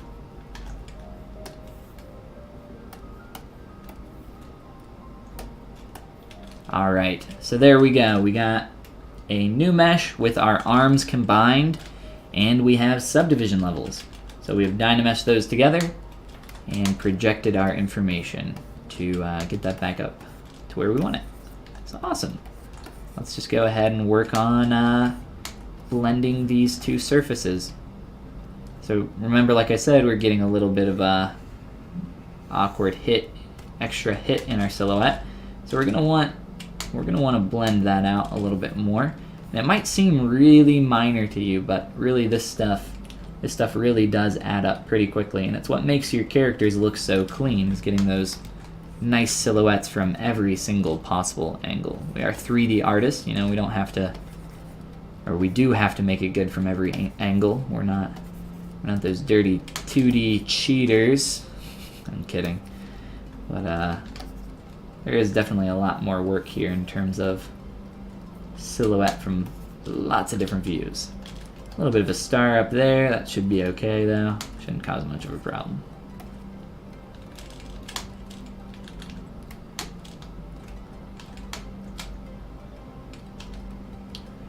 And we will also adjust our poly paint, because a lot of this is going to be screwed up. Actually, let's do this. Since our poly paint has a lot of this splotchiness to it from the projection, I'm going to go down into masking. Let's see. Mask by intensity. And I'm just going to press Ctrl W. And that's going to polygroup that. I'm going to sample these two colors. Fill that in. And then I'm going to take my mask here. Soften this mask. Whoops. And fill in that other color. So this will get rid of a lot of that splotchiness that we saw in our surface color there. Hopefully, I've kind of blurred this edge a little bit, maybe even a little bit too much. Let's just go around and make sure that that's looking nice and clean through here. Maybe a little bit too much blur, but that's alright.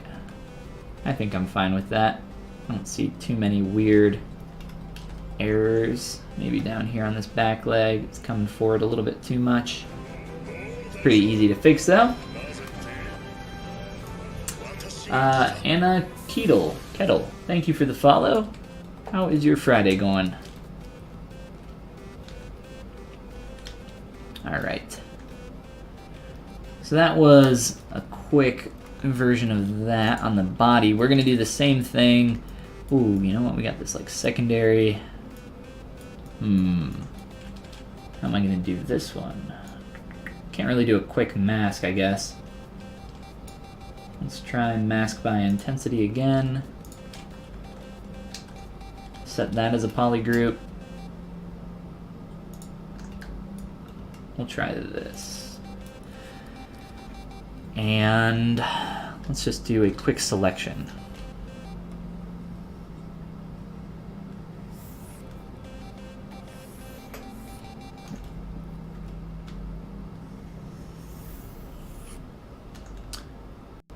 Try to make that a decent edge, and then I'll polygroup that, and now we have 3 individual polygroups.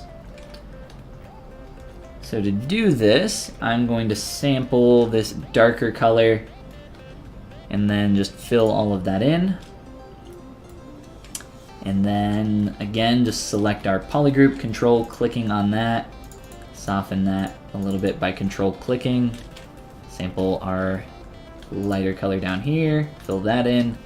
Same thing down here, just control clicking to soften that mask one direction there. And I don't know if I like that the dark edge on top there. I don't know. We'll play with that. But there we go. We got that back now, nice and simple, and not only was it easy to do, but our poly paint's a lot more clean for it. So I don't know if I can. There we go. There's a little bit of that splotchiness coming through there. Whoops. Jumped ahead really quick. Let me come back up through here. So I don't know how much of that splotchiness that you guys can see on stream. Let me move forward here. The splotchiness is caused by projecting poly paint. I'm not sure why it does this, but it has trouble. There we go. There's some of that splotchiness through there. ZBrush has trouble projecting solid colors. It will add a little bit of this this kind of like poly paint spray effect that you get. Yeah, there we go. There's some more of it. But yeah, that's cleaned up in the color even more, so that's good.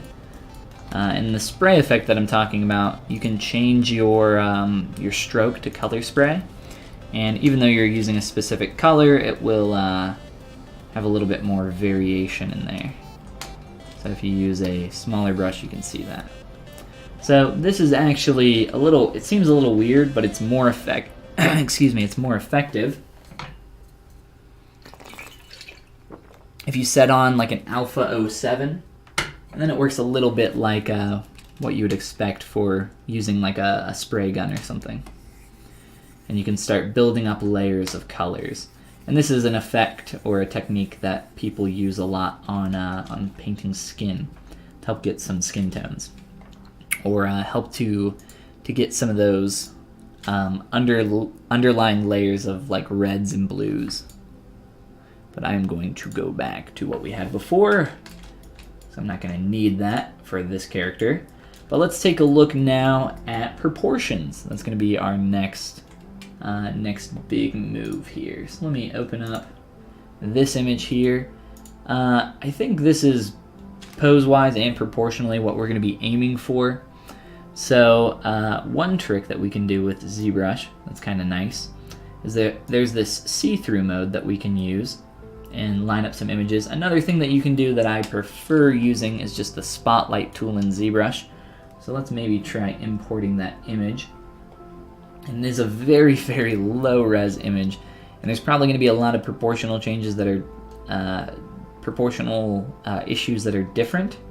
But for the most part, I just want to see some stuff in the body. So let me find that specific image here. Like I said, it's going to be very low res. And I'm going to grab this guy. I'm going to pull all those off screen. And probably keep perspective off. So I am going to increase the scale here, drop the opacity down really far, scale up a bit more, and then I am going to line up some of this. Go into your movie, turn on timeline, show, and then once you set some of this up, what you're going to be able to do, let's see, figure out a basic place where we want this. Say right about there is fine. You're going to go and just click on your timeline. And what that allows you to do is if you move your image, or your, I'm sorry, not your image, but your 3D model around, you can just move this little tab here, and it will adjust that accordingly. If you would like to use your timeline for creating movies and time lapses and recordings, you can also use it for that.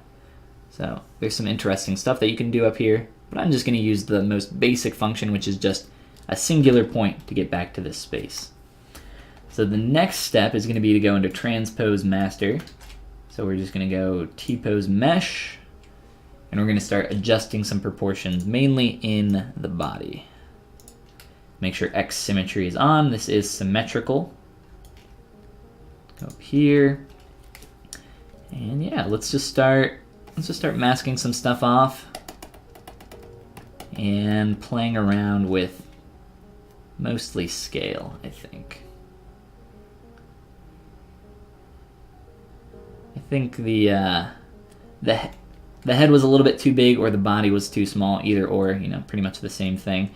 I'm just playing with those and getting that into more of an accurate place here.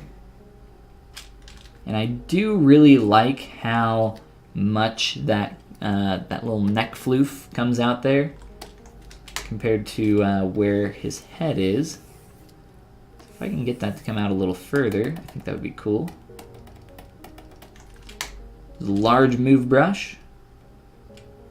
I'm not going to match that shape exactly because I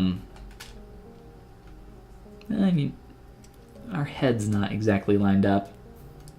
Let's go a little bit further. Let's kind of exaggerate this quite a bit. Let's try something like that. I think that feels a little absurd. So there's definitely some other stuff that we want to tweak here. But let's just exaggerate that a little bit right now. Maybe slightly lengthen his body. And I think actually the thickness is actually pretty close to what we were seeing here. Maybe maybe a little bit more pull out in the chest region to square that off. Ours is feeling very rounded through there right now. This feels a little bit more square to me. But to make that mask, it's going to be a little bit more complicated, so let's make sure we don't grab our legs. And just mask off all of that. And also, yeah, all that. Cool.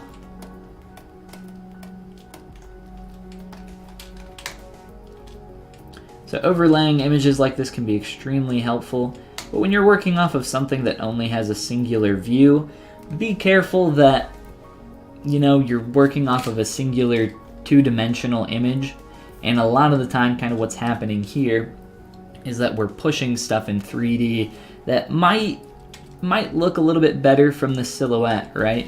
It might look a little bit better from this angle over here, but some things maybe start to fall apart a little bit more as we rotate around in 3D space. So try not to try not to sacrifice one view, you know, that one heroic pose view that you have for your entire 3D model. A really good example of that would be one of my recent characters here over on my art station, this domino sculpt.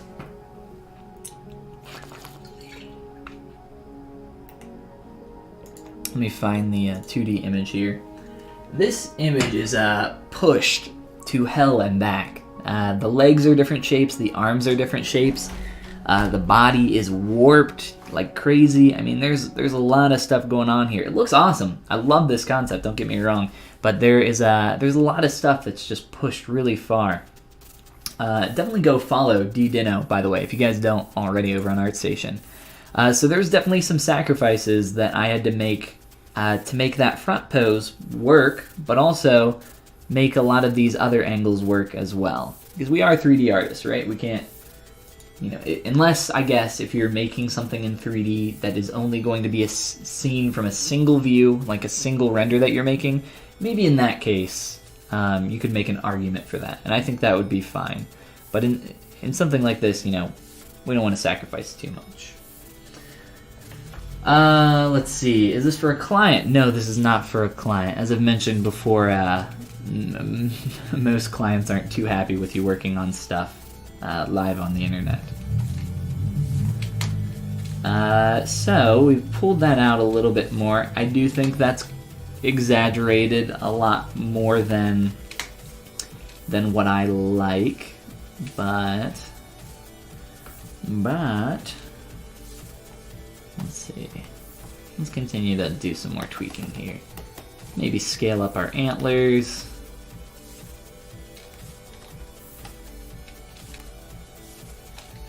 And I know that the antlers are a different shape compared to what we're looking at here, but they're a different shape in every single image that I've looked at. And I like the shape that we have right now, so I'm probably not going to change these all too much. I do like the idea of scaling that up.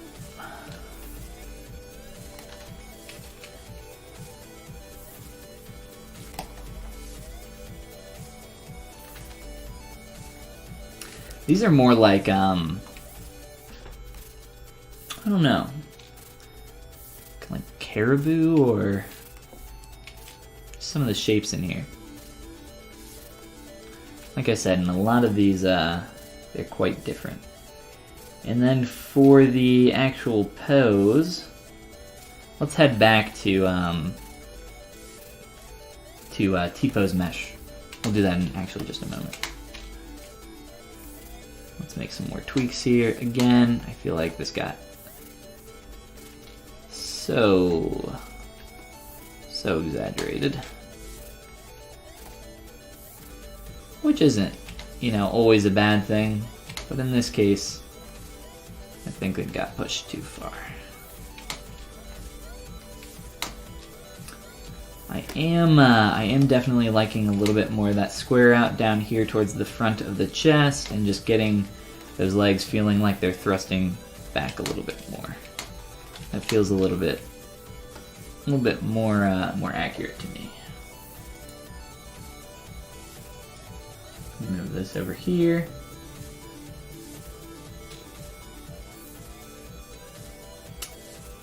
Made a mistake a lot trying to copy the concept 110%. Well,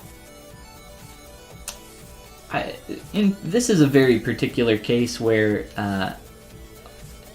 this is a character that has existed for, you know, over 70 years, and his design has also changed a lot over that time. Like, just looking between these two, or this specifically, that face compared to that face, they're two completely different faces. Like, they're very similar, yes, but there's a lot of shapes that are a lot different here. Like, he doesn't even have eyelids in this image, really. But a lot of the time you have to find those areas where you have to interpret what's going on in 2D, and you also have to make a little bit of a sacrifice to figure out how you can make something work in 3D. Sometimes certain things just aren't possible.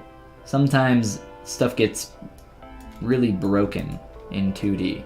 And or an artist didn't really think about how something would work, and they put a line somewhere where it shouldn't be, and maybe it looks really good from that angle and that pose, but really it just doesn't make any sense.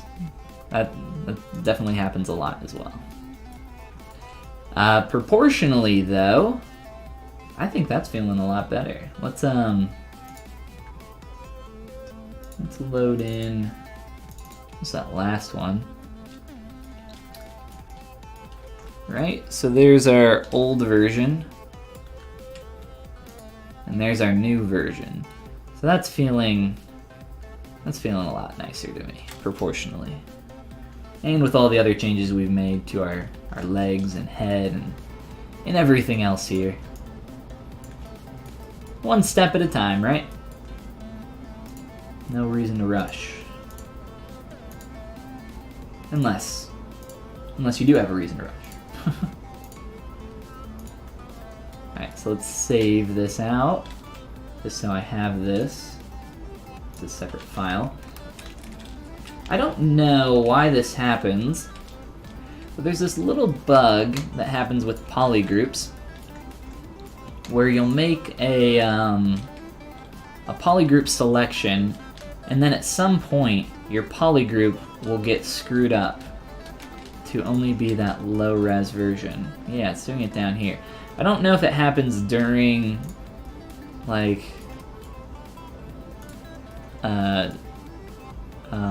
what's it called? Transpose master, or what. It might just be when you step through these. Yeah, it is. Okay, that's right.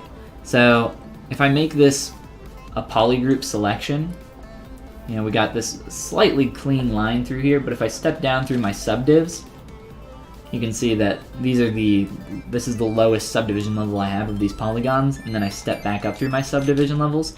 Even though that's smooth, that polygroup has pretty much vanished and said goodbye. So that's fun. And by fun, I mean it sucks. Wish it didn't do that, but it does. Let's clean this up since I smoothed this out pretty hard.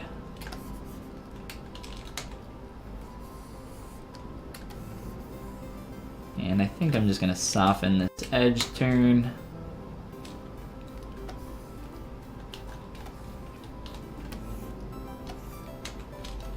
I think it's just a lot tighter than what I want.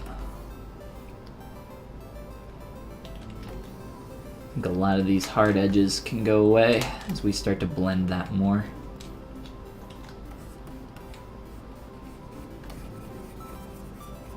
Round some of this out.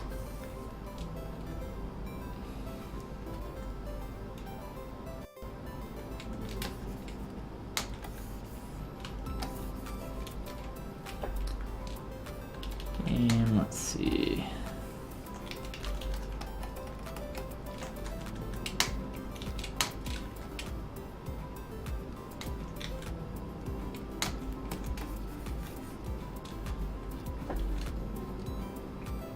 When you're done with a character, what is the checklist? What I need to use to make it 3D printable? Dynamesh, no holes, etc. Depends on what process you're doing for 3D printing, what type of technology. I'll assume you're just talking about FDM. So kind of your standard extrusion printing is what you're looking at, I'm assuming.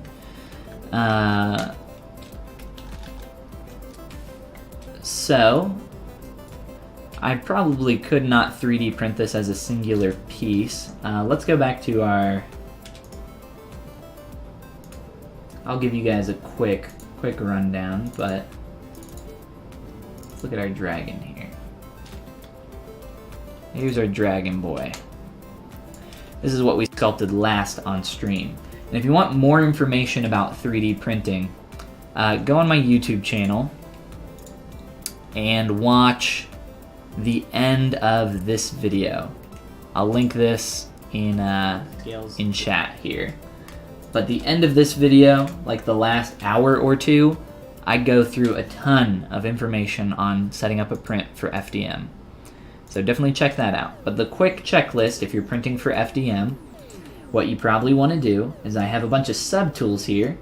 So I already know that all these meshes are watertight. I've already set them up for that. So that's probably the first thing that you want to do is make sure they're watertight. You can run a close holes operation on some of these.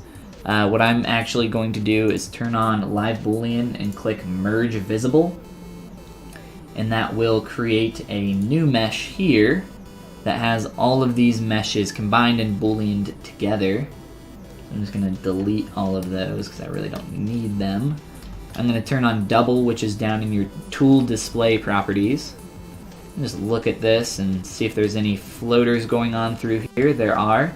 This is unnecessary geometry on the inside. I've already hollowed this out in another file, but just going through and I'd probably just run a Dynamesh on this. What that hole is actually telling me is that there's maybe a hole in my mesh somewhere. Oh, it didn't actually boolean any of this together. Oh, I clicked on merge visible. I'm an idiot.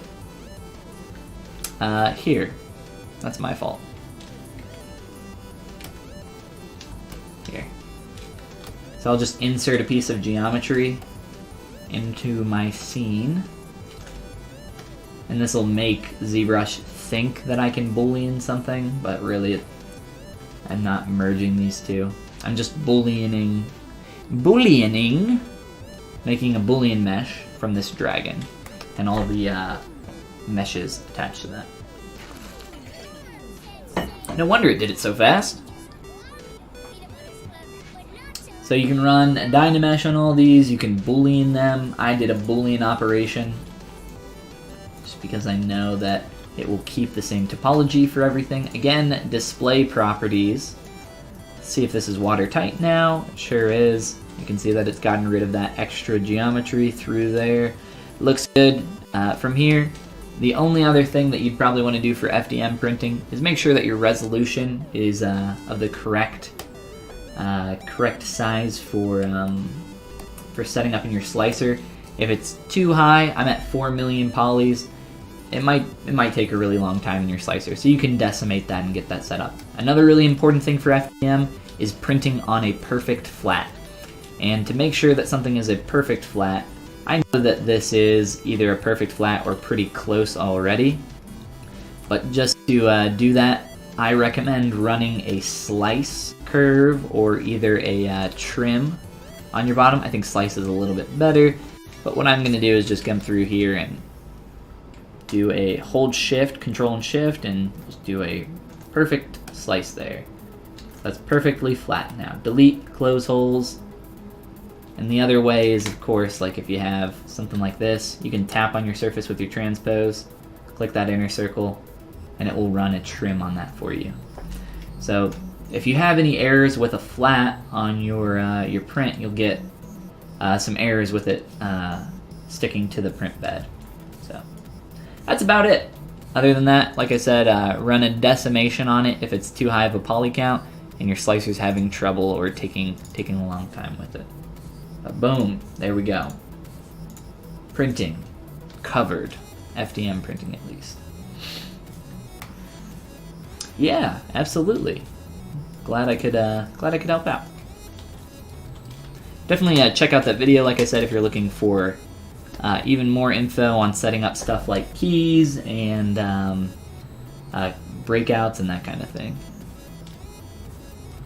A lot more in there. But I don't want to cover that all again since we just did that like 2 days ago.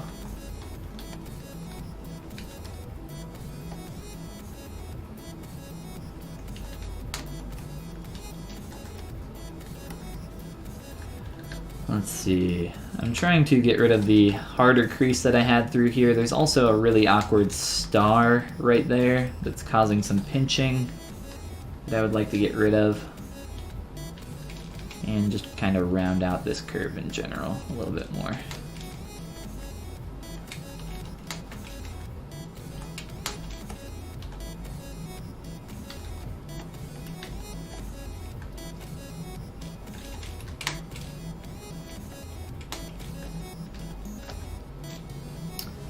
I think that's starting to read a little bit better here from the profile. I want to look at these from the front as well. No slice. Don't want to slice. Kind of blend that up there a little bit better too. Let's see.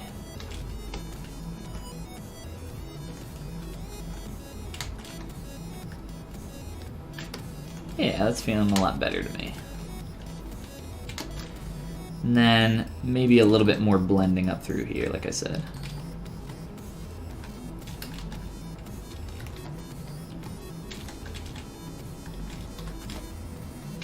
I'm using my Trim Dynamic brush right now with the Alt key held in and let go of. So holding it in creates a little bit of a positive plane on top, and just the normal brush trims the shape down. So I'm using that plus a little bit of my clay tubes through there just to help get rid of that awkward concavity between these two areas. And maybe even blend up a little bit more through here. The Rock, what is going on? Welcome to the stream.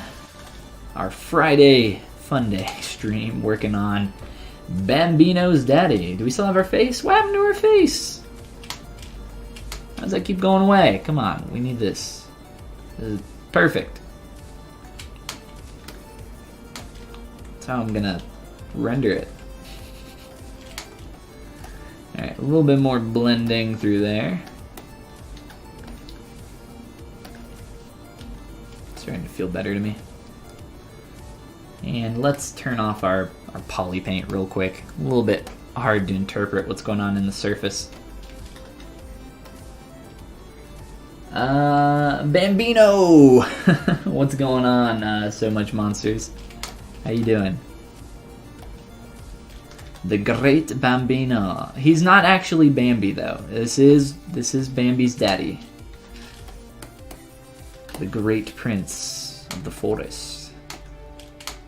Who's the king of the forest if Bambi's dad is the prince of the forest? I guess Bambi's grandpapa.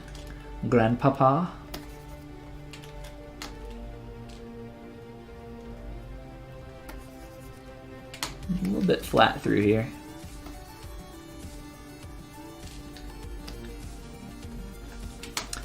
Alright, let's try finishing this up really quick.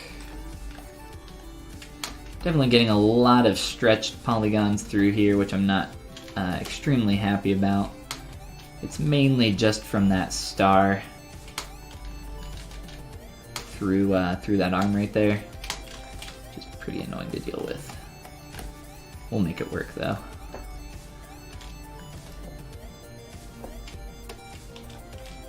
Alright, cool. So I think we're at a stage where we could start getting into posing, or if we want to do any more secondary folds like what I've done through here. Kind of like some of this going on. If we want to do that maybe up under the legs or anything like that. Maybe try blending that out a little bit faster.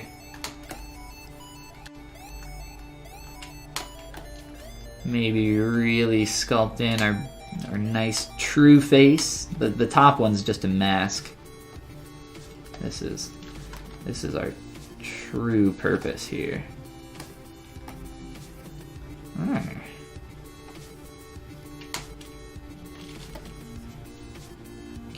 Kill me. Why, creator?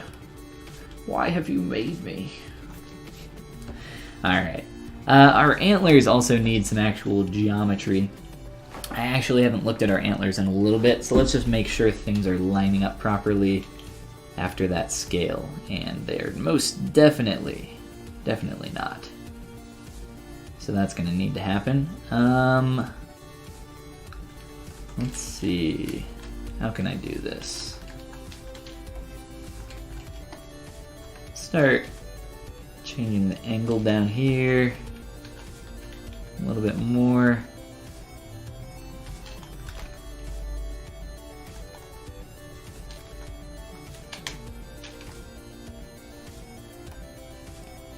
And I am just going to try positioning those and maybe thinning out some of this, or even widening some other parts.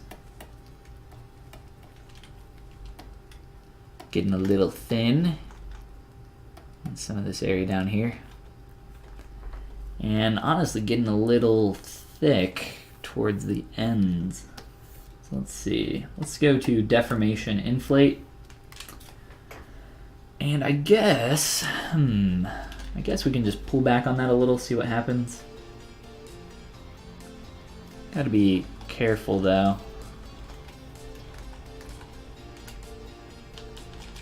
Here. Really thin geometry will overlap over itself and like flip and invert, which is never too fun. Do I have subdivs in this or what? What's going on here? I guess not. Thought I did. I'm gonna merge all this stuff together and blend it as well. I don't want these end points to be super sharp either. Doom! How are you doing?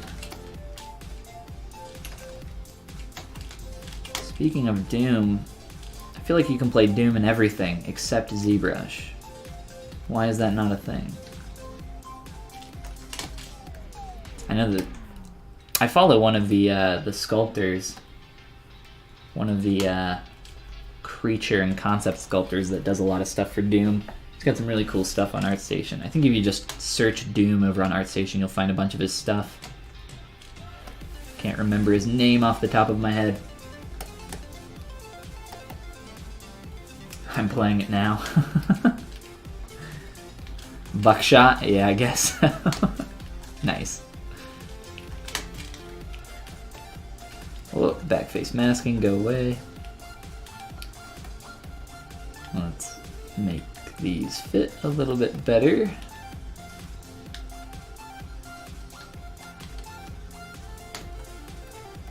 And if I don't really like this, it's really easy to redo this form that I'm pushing around. It'd be really easy to flatten that out and then reappend some antlers, but I don't know, I think it's kind of working out here a little bit.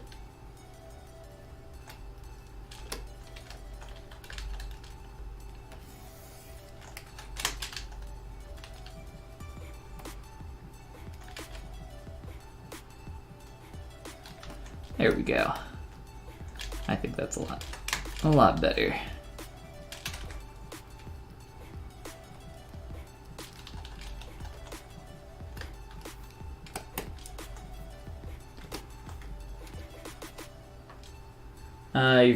You customize the menu on your right click, on my right click. You're talking about this right click menu, which is also the space bar. I would turn off your right click menu. It makes navigating with right click a lot easier. And then you don't have to worry about clicking on your mesh on accident. Always navigate with right click. It's a lot easier. You can turn off the right click menu in preferences. This is not a right click menu. This is a hotkey that I have set up to a custom menu that I made. You can make custom menus, and then you can have your menu up here, and then you can set up a hotkey to open up that menu. I could set up a menu to open up brush. If I Control-Alt-click on that, and then I press Control, let's say Control-Shift-L, sure. Hotkey assigned successfully. So now whenever I press Control-Shift-L, it will open up the brush menu wherever my mouse is. So yay. That's just what that is, that hotkey menu there. Custom menu that I made. You can also make those in your preferences. We are going to merge some antlers together. Yeah, that'll be so much fun. Let's get some subdivs in there. Way too many. Whoops. And let's just start with our good old pal Dynamesh at around 400 or so. And I want to sample that color.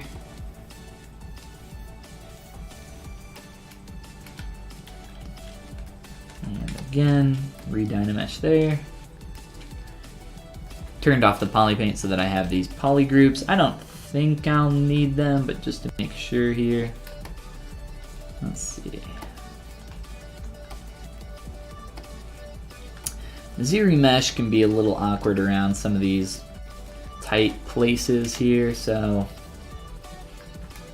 let's try dropping our Dynamesh resolution and cleaning up some of these transitions before we ZRemesh. ZRemesh will look at these hard edges and tend to freak out a little bit. I would prefer that that does not happen. The cleaner the topology, the better. Yes, it is very fancy, and they're not too hard to set up. If you have stuff that you use quite often, I would make a custom menu.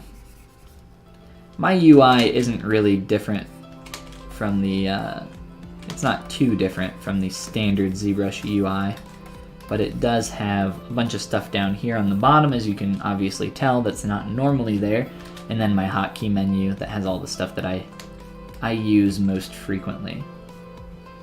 I don't really use like a ton of...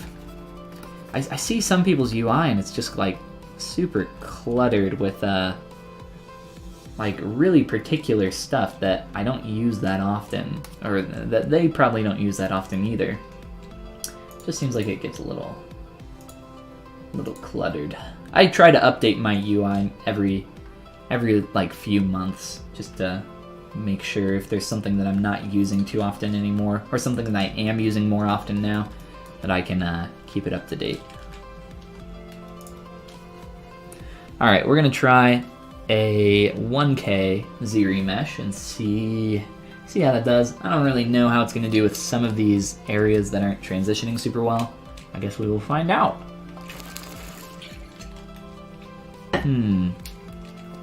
Definitely a lot of stars. Not good stars either.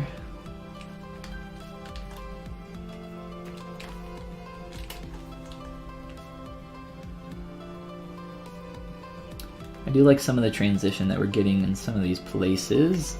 Let's take a look at some of the points.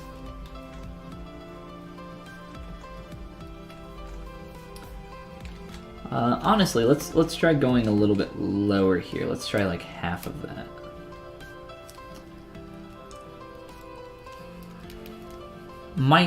It might freak out around a lot of these pinched areas, but I'm hoping we can just project that. And honestly, in a lot of the... I don't have the image pulled up. One second. In a lot of these, let's see, there is a little bit of a more smooth or clean edge through that inner side. Like if we look here, that curve kind of flows down through there. It's a little bit tighter there. I've kind of picked and choose where they want those, I guess. Some of these, they're even a lot more smooth. Like, these antlers are a completely different shape than the other ones, but looking through here, that curve, getting that like prong type shape there. But yeah, let's maybe play with that. Let's see. I think I am not going to actually project. I think I'm just going to use this geometry and re-sculpt up these transitions so that we're not getting these... I don't want to project like this super tight cut through there that I am not a fan of. So I'm just going to delete that old mesh. We still have the undos on this, so that's fine. We can still get that back. Let's just add a subdiv and come through here and gently start sculpting up these forms. Keyword there, gently. Very easy to destroy curves and get away from that nice clean shape that we spent a long time trying to build up. I'll keep a little bit of that tighter curve there. I think this one up here is actually pretty close to what I want. And notice that we're still getting a little bit of a hit through there, like right here in the surface. I'll probably just, make sure that that curve is flowing all the way through, not having an awkward pinch in any of that. Already feels better. I don't really think there's a ton that we need to do here, actually. I think ZRemesh did a lot of it for us. but still, let's go through and make sure these are flowing nicely between each other.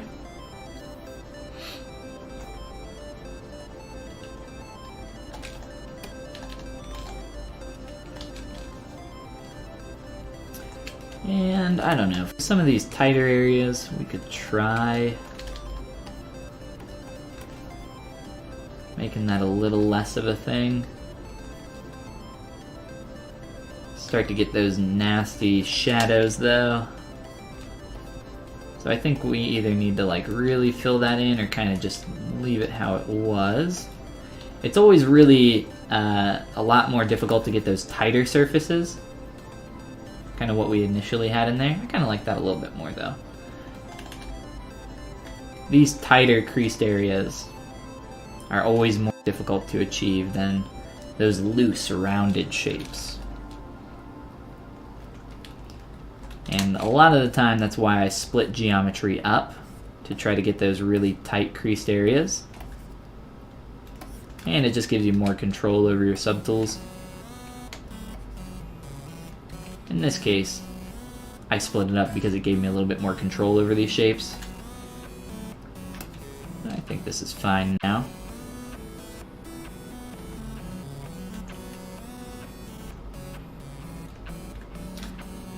I'm digging it. Let's reapply our poly paint and material. Whoop, freak out. And take a look at what we got going on with our antlers and everything else. Shift our light around here. Alright. Well, that is feeling a lot better to me now. Overall. Let's save this guy. Almost saved him over top of our dragon from before. That would have been kind of bad. Let's see. And yeah, we're going to be getting into posing here in just a moment. But I'm going to take a quick bathroom break because I drank a ton of tea before we started streaming. And now I'm chugging on some water. But yeah, we're going to take a quick B-room break. I will BRB. Make sure this is quick saved as well. Got to do our whoop, BRB here on the side of our deer.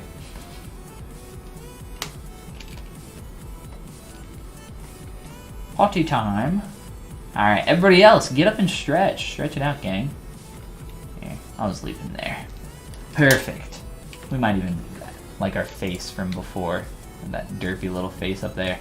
His true face. Alright, I'm gonna run to the restroom. Everybody else, get up, stretch it out. And I'll be back in like 5 minutes. Alright.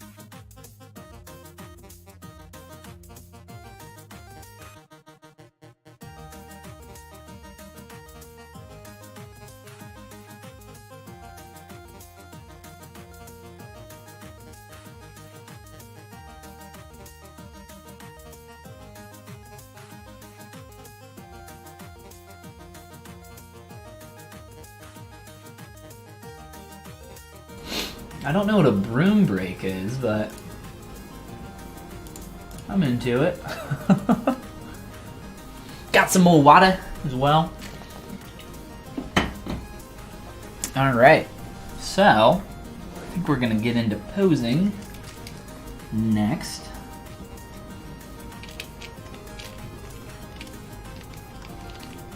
Get rid of our beard, our burb.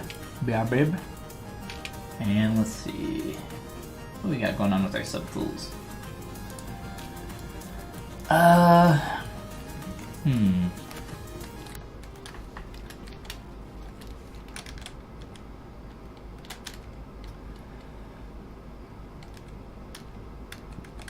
Alright, we actually don't have that many now. We're like down to 8, it looks like. So that's going to be a lot nicer for us to manipulate. I think the legs will actually get a little screwed up here. Some of the, well, this pose actually isn't that complicated. We're mainly just shifting the main weight a little bit more forward, it looks like. And then we'll get some like twist in the body and up on the neck and the head as well. We'll play with that. But yeah, this isn't an extremely complicated pose, but the way we're going to start is probably going to transpose master. I think the hardest part of this will just be making the weight feel correct with this. I'm not sure if he's supposed to be mid walk here or what, but I think we can make a lot of these. We'll probably make all of these legs a little bit more planted. Maybe have 1 or 2, like these mid. That wouldn't make much sense. I know with horses, there's like trot, canter, and blah blah blah. All these different types of runs that they have that are all pretty confusing. With just the way they're all 4 of their legs move together. Pretty complicated, but I think this pose is not going to be that crazy hard. But let's just go into T-pose, like I said. I don't think there's anything else I want to change on this before we do that. Oh, B-room, yes, not broom. Broom break. B-room break. And stretching break. Do some high knees. Yeah, let's see. So there is our reference image. Again, I'm just making sure real quick. There's nothing I want to change here on the face.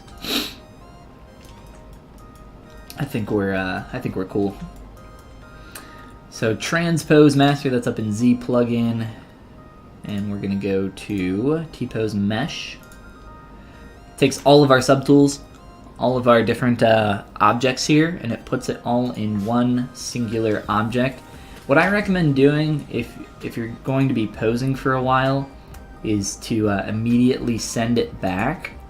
And the reason you do this is if you have any hidden geometry or any errors with your a poly count mismatch, all the posing that you just did on that particular object, on that subtool, will be lost. It will be, I mean, I've had a situation where I've spent, an hour or so posing an entire character, and then the body had something hidden on it, and I go to send it back, and none of it goes because there's something hidden in a poly count mismatch. It's very, very frustrating. So just to make sure that is working correctly.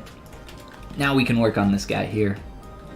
And we're going to be working without symmetry. So let's get in and start making some masks and see what we can do. Again, this is our reference for our pose. Very low resolution, but that's okay. I'm just going to drag them up here in the corner so we can take a look at that and get to work. Let's just start on this near back leg and push that back some. So to begin this selection, I'm going to start just using my select lasso and start kind of blocking out how much of this I want to move. Something like that maybe. Go ahead and mask it off and then just Control Tap, soften that mask. And when you get into posing, keep in mind that you're going to break stuff, you're going to mess some stuff up here. So I've mentioned before, like, don't get attached to what you're working on. I just noticed that his tail is like completely missing here. Don't get attached to what you're working on though. So you're going to break probably a lot of stuff here, and it's okay. The quicker, the sooner you accept that, the better off you're probably gonna be. Let me see. I will also often put in a ground plane so that I can figure out exactly where his feet need to be, especially on something like this where it has 4 points that are going to be touching the ground, or maybe not all 4 will be touching, but it looks like, yeah, I don't know. We'll start this with the idea that all 4 of these will be touching the ground. I'm kind of rotating from a pretty bad pivot point. I think I should be rotating more from up here. I'm trying to get a little bit more of a straight back here, and we'll be adjusting a lot of these forms after we do this. I'm just going to try to focus more on getting our main shapes going the way we want. Let's do this portion of the leg.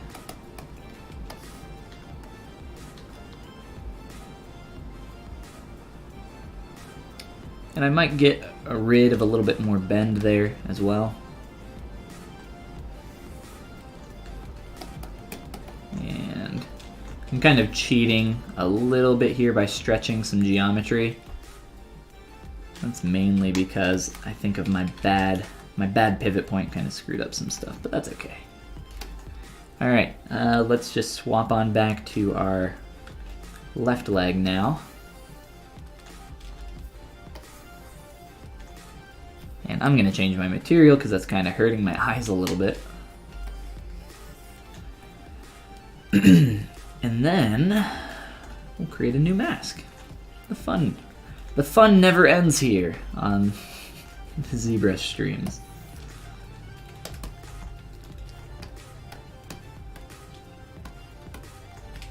All right. This is kind of the next stage. I say that when you start putting in poly paint, that's when things really start to feel alive for your character. It starts to feel like it's really coming together, I guess. But once you start posing, that's when you start breathing life into it.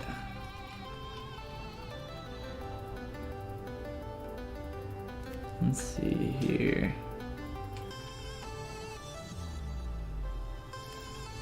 I'm gonna exaggerate that move.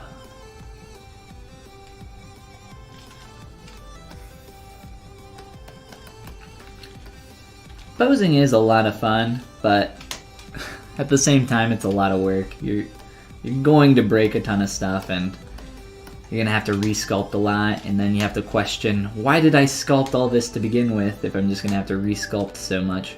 But you really do have to figure out a lot of that stuff early on. And sometimes you can make some judgments depending on, typically if I'm sculpting on something for a client, and if it's specifically a character with a pose, I'm going to have a lot of more information on what I did for this character. I didn't exactly know what pose I was going to go for. I kind of was just winging this. I wanted to sculpt something that was not human, and I wanted to do something in this style. So I didn't really have a specific pose in mind, and if I did though, I think we could have probably moved a little bit faster through some stuff, and maybe even avoided some pitfalls along the way. But I think we're in a good place right now. Like I said, I don't think this pose is too crazy. We're going to spend quite a lot of time once we get these main points rotated out.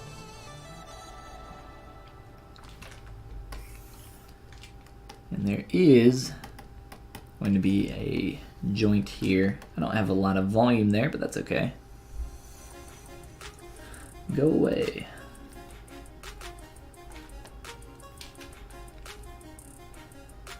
Let's see. Probably get a little bit more rotation out of the top point of the leg, top pivot there.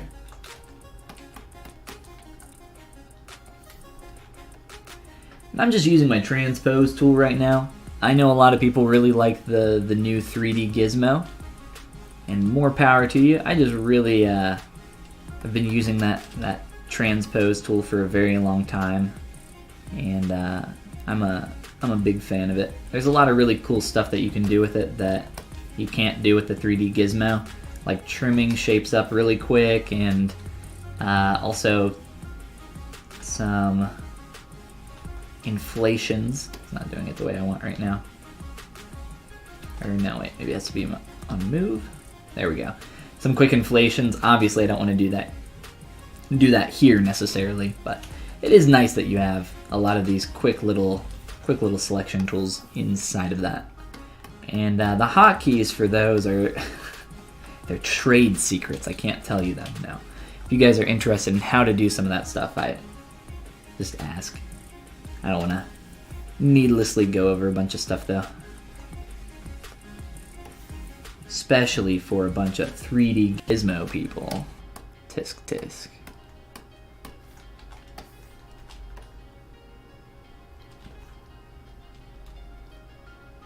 There's some really gross curves going on through here. I'm gonna have to tighten up some of these points and probably thicken up some leg meat again towards the lower portion of that leg. This curve looks really, really bad to me right now, so we'll be doing some more stuff there. I think this leg is going to be off the ground a little bit, and maybe this one a little bit too.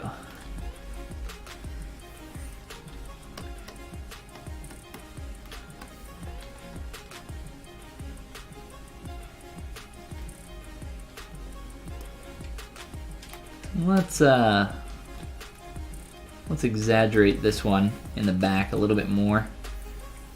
A lot more curve going on in our reference than what I'm seeing in our sculpt.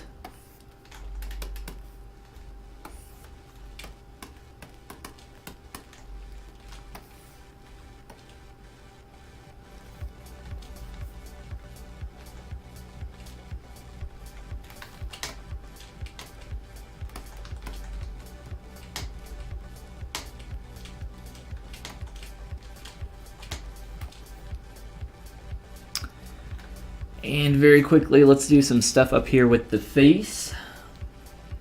Good night, sweet prince. Never made friends with the transpose tool. That's alright. It's not a problem.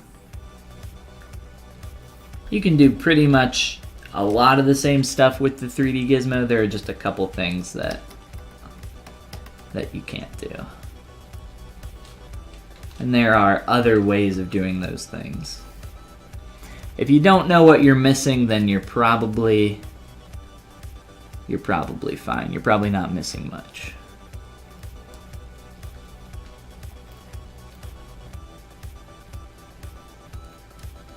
I was, yeah, I guess it's fine. I was thinking, is there some poly painting we want to do to our eyes that would be easier to do if they were symmetrical? I think not. I think we're cool.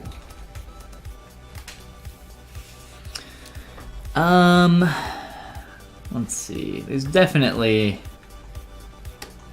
some joints that are shifting up here that we want to adjust that we have not really done. Pay a little bit more special attention to that. There's a lot more going on up in the flesh up here as that joint moves up for the shoulder. And I think same on the back leg as well.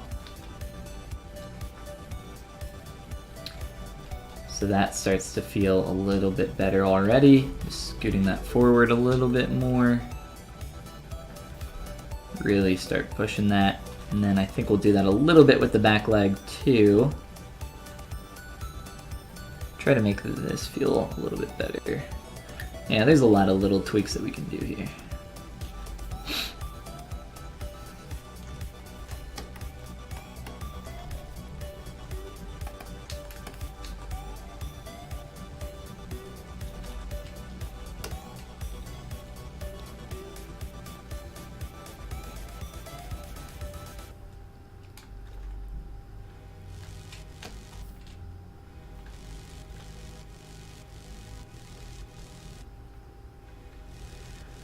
I need to adjust the curve and thickness of all of this entire leg. Actually, all of these legs are gonna have their shape adjusted. Like I said, there's gonna be a lot of resculpting once you start getting into posing. And you might wonder, well, like, why did we spend so much time shaping up the legs? I didn't really know the pose that we would aim for, but also at the same time, we got to get this stuff looking good at the neutral. In the neutral, and it's going to save us a lot of it will save us a lot of time here going into pose. I'm sure there's like a trade-off point where we could have said that's enough and then gone into pose a little bit earlier, but I don't know, I prefer to get that stuff as clean as I can in the neutral.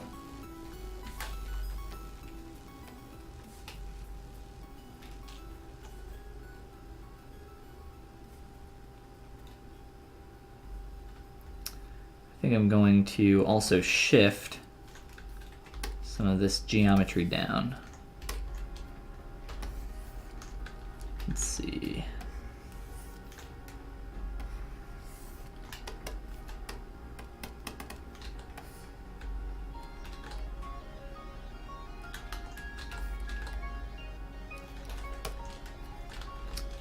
I was sliding that back leg down, and now it's just feeling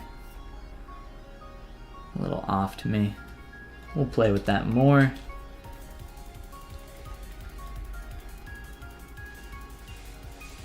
I'm going to turn this head a lot more too. This geometry through here is so high poly that it's really hard for me to twist it, and we might have to do an additional remesh to make that a little bit easier on us. I'm just gonna kind of crank this and see what we can do.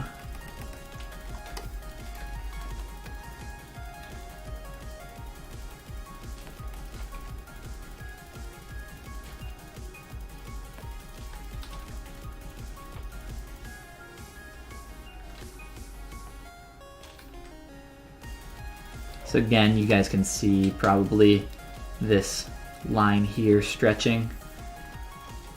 I don't want that. We're gonna have to adjust this once we get back out of transpose, but that's okay. And through here, a lot of this is really warping.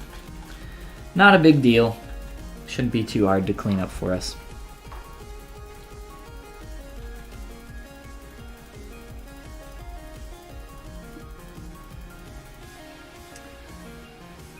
For our back, I haven't really shifted too much of the weight up there. I'm kind of looking at our leg a little bit more. Let's see. Let's try this. Let's try just getting a little bit of a booty rotate.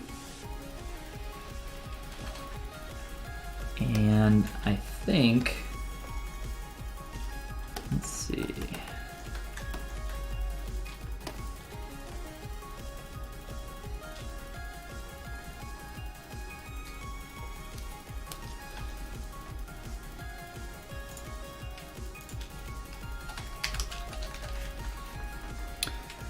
Where's that pivot? All along your spine. I like this image a lot. This is a sweet sketch. Some cool stuff going on here. But I think I'll be able to get a decent amount of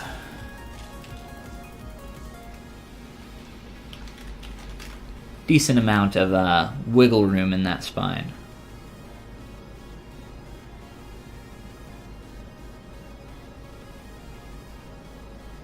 Jesus, dear. Yeah, I'm just looking for something where I can see some more twisting happening in the torso, kind of like this. Yeah. Yeah, I think we'll be safe to kind of get some nice curve through here without it feeling real awkward. I just want to get this all kind of pointing towards the camera a little bit more.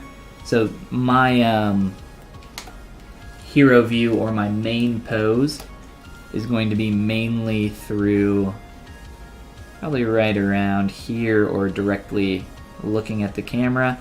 But because of that, I don't want the body to be really flat on like this, because that silhouette looks terrible.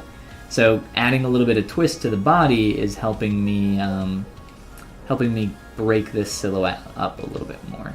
So it'll probably be maybe like, so it's going to be somewhere around here. It's where I try to do that render from.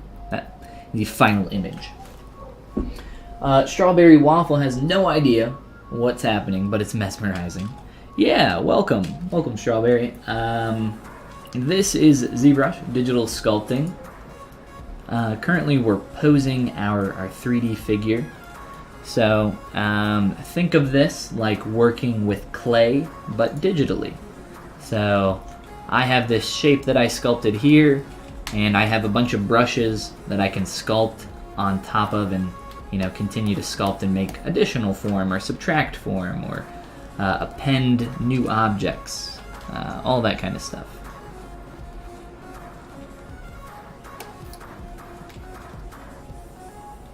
So hopefully that makes sense. And of course, I'm always open for questions if anybody has any.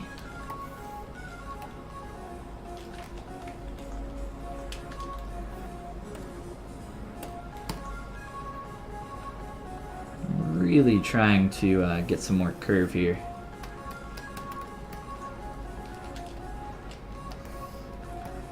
It's always really hard to explain what digital sculpting is without seeing it, but I think once you see it, makes a little bit more sense if you have somebody explaining what's happening. But if you're just like, if I'm meeting someone for the first time and they're like, what do you do? And I'm like, well, a lot of the time I don't even say digital sculptor anymore, because it's too hard to explain. Or at least that's what I used to do. I just say sculptor, if anything. Can probably get some more asym in our antlers as well by pushing and pulling some stuff around. Oh no. What happened up here? You see that on that antler? It's not good. When did that happen? Aw, happened a while ago. That sucks.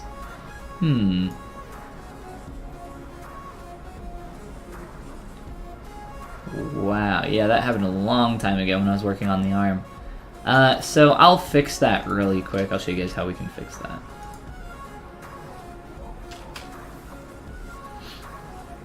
Can you make the nose red? I can make the nose red, yes. Of course.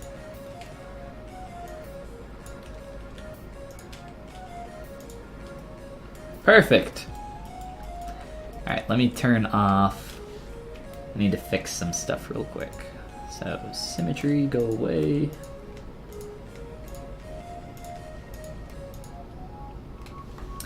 And I need to fix my antlers as well. Do you pose under a layer? No, I do not. I don't know why you would do that. Yeah, there's not too much of a reason to pose under a layer, because large moves don't really work too well with layers, because layers just translate between the way that you stored the layer and the way that the layer is now. So if you have an arm out like this, and then you make a layer and then rotate your arm down, your arm will not rotate like in between that with the layer nicely. The geometry will just like squash together essentially and like form back down at the bottom. Not very pretty, and not very useful, in my opinion. Alright, so I'm gonna have to manually line up our antlers, because I can't have that awkward little mess up that we saw for our great Rudolph of the forest. Bang, Rudolph, that's right.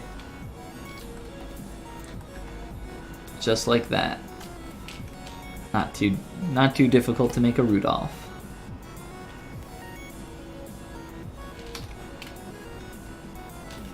And luckily our head turn there wasn't that complicated either. So that was a pretty easy adjustment to make. Here,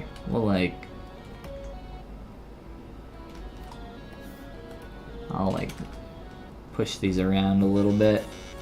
Get a tad of asim going on. We could even rotate these or add extra points and remove some points from one side just to make them even more asymmetrical. There's a lot we can do with those, but I think for now, let's head back to transpose.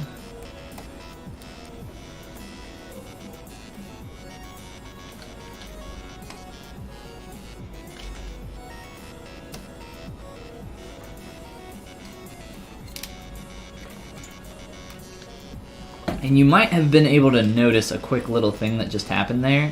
Our perspective changed when we went to transpose. Maybe it's not incredibly noticeable now. Let's see. Oh well. So perspective, currently the way it's set up in our new version of ZBrush that's coming out, the perspective is going to be a lot different. It's going to be actual camera lengths. But currently, perspective is actually affected by, at least I've noticed in the past, that perspective is affected by the scale of your objects in ZBrush. There's a really strong change in perspective, so you can see orthographic view, perspective view, orthographic, perspective. So the perspective angle of view in here, you could say that this value is pretty similar to what you could expect from the millimeter length of a camera lens, like a 30 mil or a 120, or the default, which is 50, which I think is fine for most things, but you can adjust that however you want. If you're working on maybe just a face, I think 50 is all right. If you're working on some other stuff, you might want to increase or decrease that depending on how it's looking in your scene. Alright, so transpose master, yes. So definitely some stuff we're gonna tweak around here. You know what, let's actually just, now that we've made this change, let's just sculpt on this out of T-pose for a little bit. I'll start with the body, or not the body, the neck and face.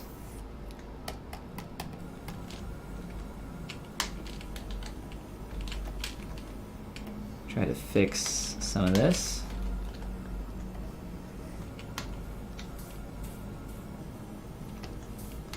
A lot of curves that really got tweaked and screwed up through here.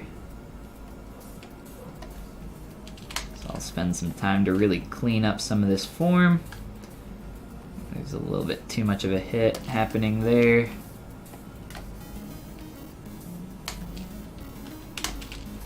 Lots of stuff going on that we want to tweak now.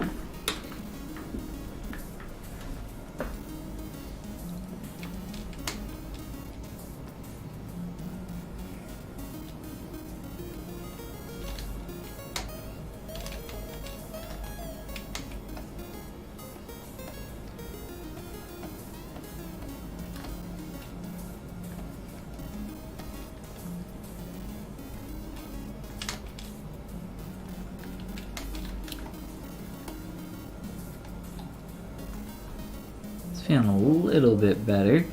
I still don't want this really tight crease through here though. I want that to be a lot softer.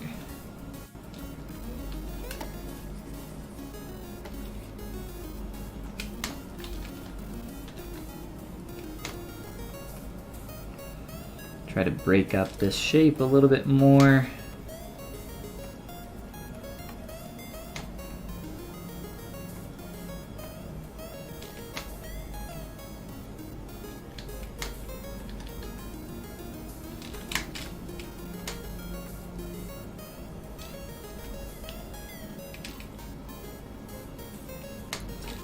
Why did I make this Rudolph again? We're nowhere near Christmas, guys. We literally just had Halloween.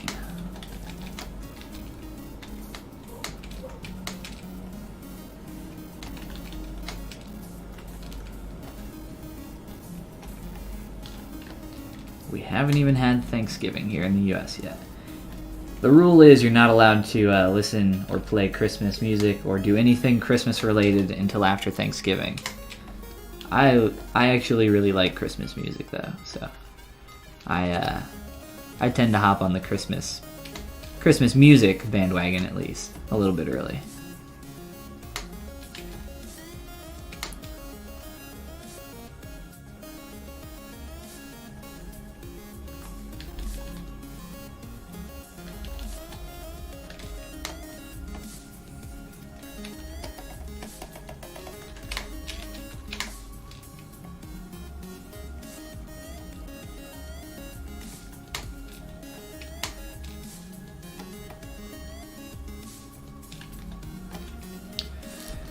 Trying to break that shape up a little bit more.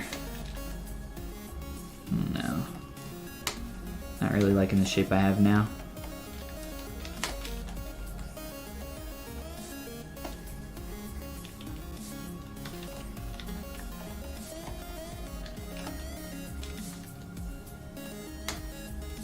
It's getting a little closer. I do like this shape in general though. It's nice. I dig this. This is a little extreme. I think it's kind of exaggerated more so than what I would have. I don't think it looks bad though. Alright, now for our bod. Our sexy deer bod. Start getting some more curve through some of this and really adjust some of our legs. Really fix a lot of this because these curves look terrible. Oh, let's put in a ground plane as well. That'll help out a lot.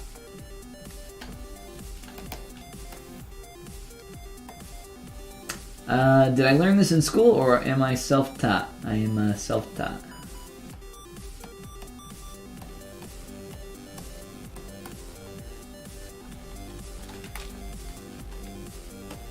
Saw a bunch of 3D characters online when I was in school. High-res digital sculpts, lots of really cool stuff, and I was like, that.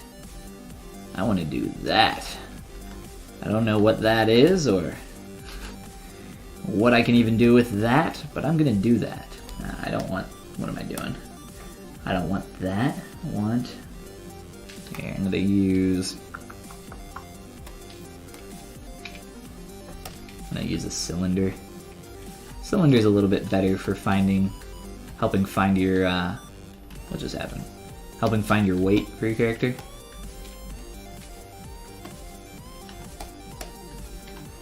Try to balance your pose a little bit more. I want to make sure that this is perfectly flat.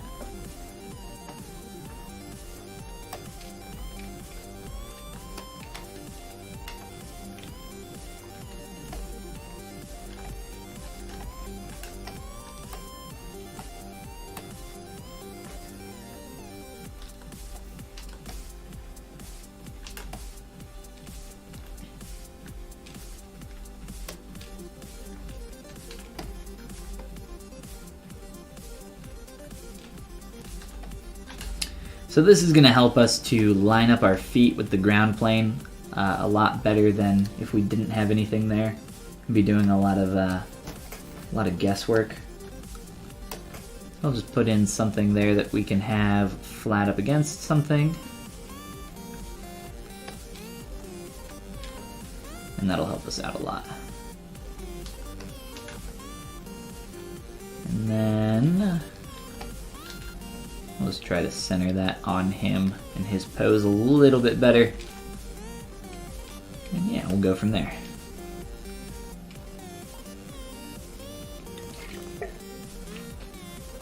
Alright, Rudolph's red nose. It's going away. It's too distracting. I've deemed. I've deemed we're going back to boring black.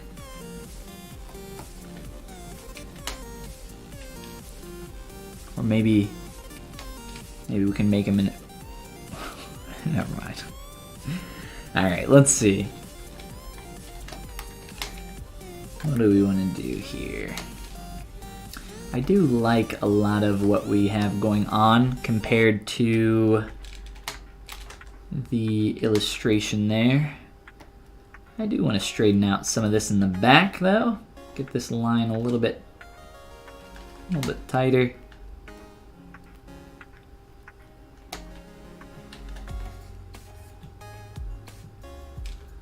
Let's see. And I think I would also like to rotate a few of these legs in or out. And I'm thinking for that back one, it'll be out a little bit further maybe.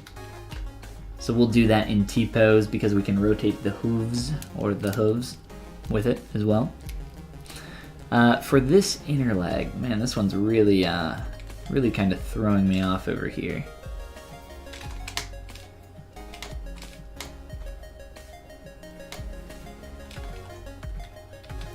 Let's see. Let's try. Just getting a quick rotate. Shouldn't be too hard. There we go. Continue to straighten that out. We'll mess with some of these angles for the actual feet in a little bit. Continue up through here.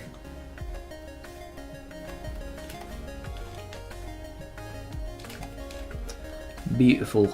All right. So a little bit more form change for our front legs. Again, we'll be rotating these out. I just want to make some of these changes while we still have the higher res subdivs. It'll be a little bit easier.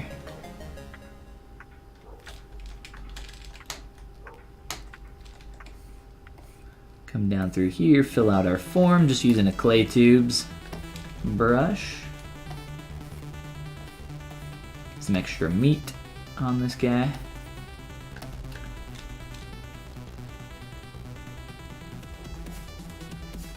And then we're starting to get this pull down here, right? We got that nice curve, but then it starts to flip back and go back into a concave point in our silhouette. I'm gonna get rid of that. Straighten this out. Same with the other side. Make sure our front is still looking good. Probably rotate that out a little bit up here as well, but just making sure that this silhouette is feeling really nice. Really important to me.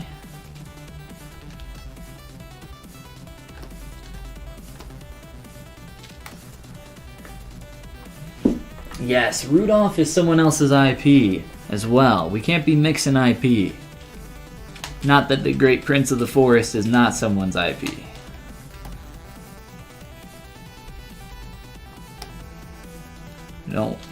Don't tell Mickey, right?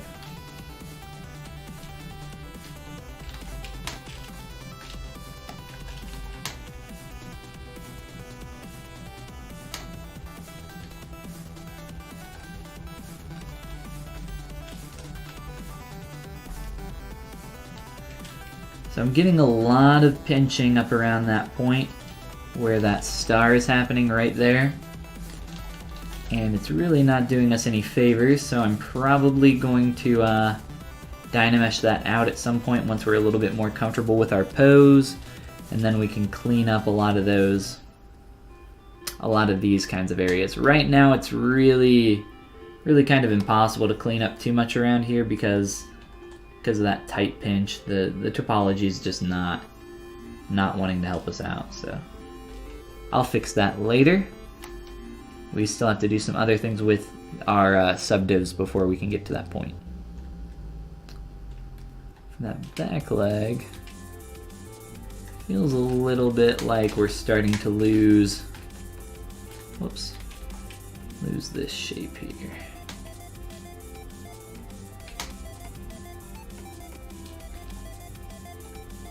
think this would be a tad straighter through here as well.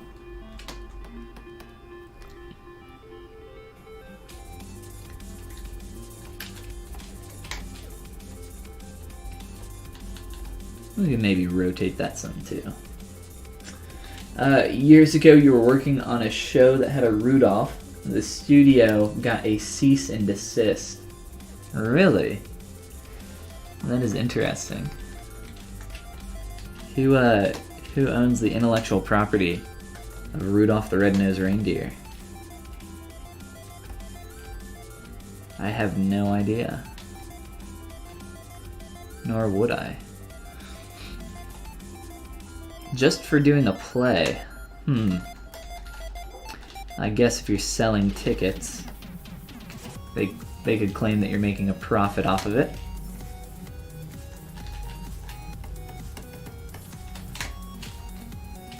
I feel like for a play too, just like a smaller play. I don't know how big it was, but seems like it'd be pretty hard for them to hear about that.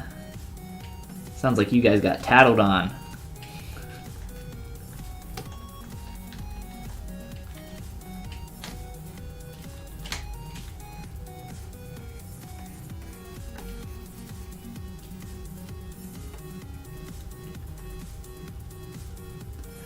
A lot of additional kind of crummy surfaces just going on through here.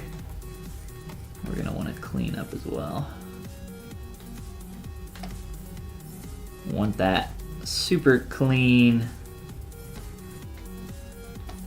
super nice surface.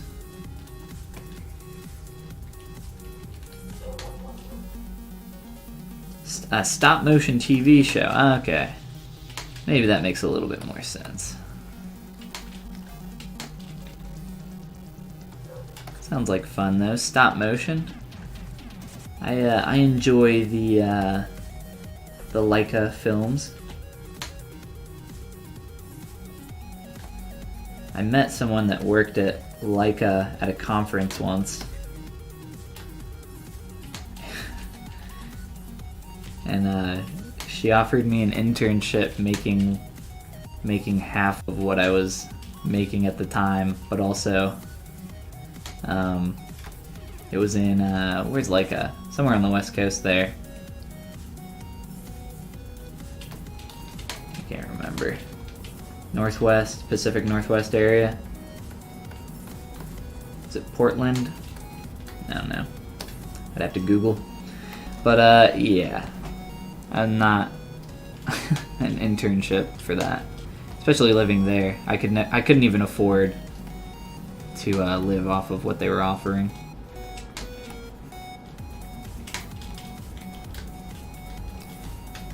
Been more lucrative for somebody that probably already lived there, maybe was a student. Would make more sense.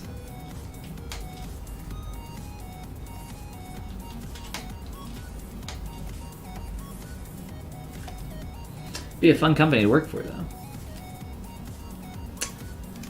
Will Vinton Studios, never heard of them, which is now Leica. Oh, gotcha. It is Portland, so somewhere. What did I say? I think I said. Did I say Portland? I don't know. Now I can't remember. Trying to focus on sculpting good. Sculpting. That's how real sculptors say it. That's how you know someone's a real pro, when they say sculpting. What do you do for a living? Sculpting? I sculpting things.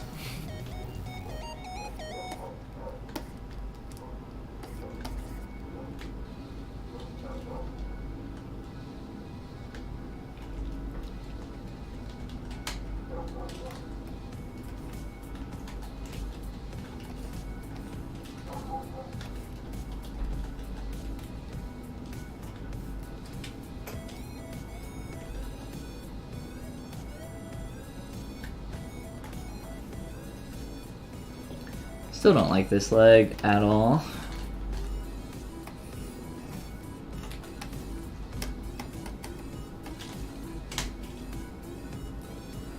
I'm gonna die.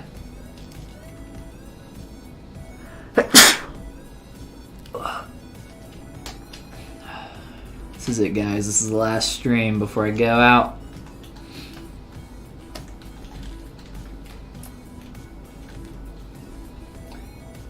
Alright, let's go back to T-pose, transpose master, and continue working on our leggers.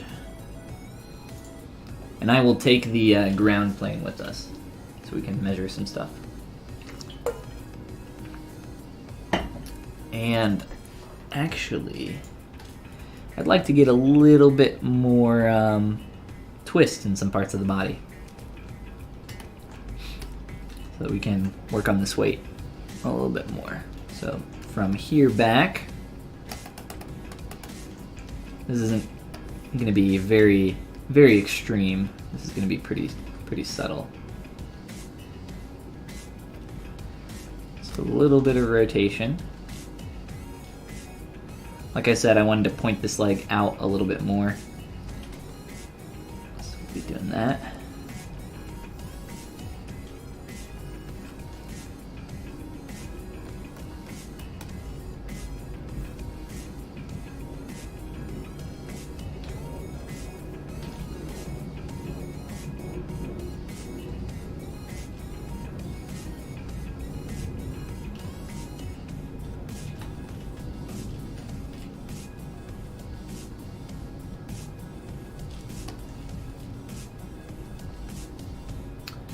And then for the front of the body, we'll try to get a little bit of twist going the other way.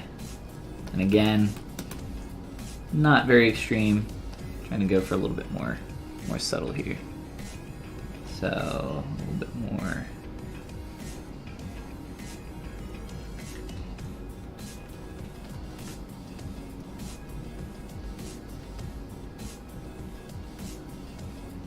And I'm doing this because he's putting, from what I can tell, at least a little bit more weight on these legs that I'm rotating more towards the center, which I think makes more sense. Has that leg a little bit underneath him some more. Stinkler. Great name. Welcome to the stream. How you doing, Stinkler? A stinky sprinkler.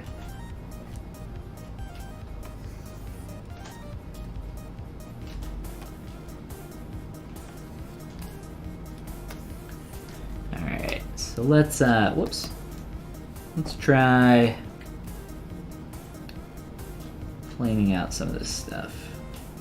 Now, unfortunately, your creases and subdivision levels don't come through for transpose, so if I try to smooth this stuff out, obviously it's gonna freak out here and not have any of the creases that I would normally have in place. So that's unfortunate, but at least it gives me a little bit more of an idea of some of the smoothing happening in some parts, like in the body. Other than that, it's not too useful here in transpose.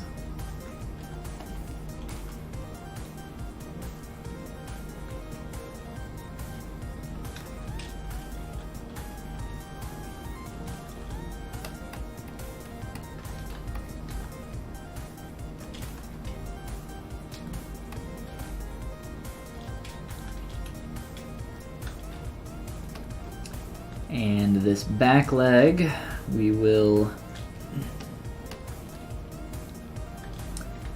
Might have exaggerated this a little bit more than what we want, but I would rather over-exaggerate it than not have it be enough where I want it. It's easier to knock stuff back a little bit than it is to continue trying to push something further and further, in my opinion.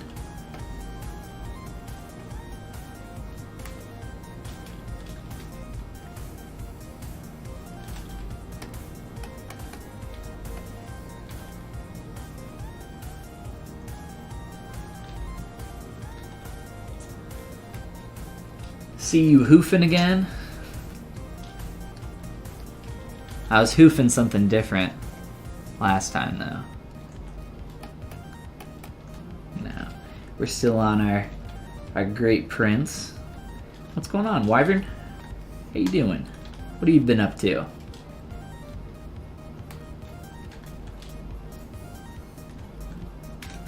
We're now in the posing segment here. So we're starting to, now I've kind of posed a lot of the basic shapes, kind of just getting things where I need them. And now I'm going back through and cleaning up what I can, making some changes where we need it. Trying to just get more done here with this pose. Like I said, this isn't an incredibly complicated pose either, so I don't really think this one will take forever. I don't think this is gonna take too long here.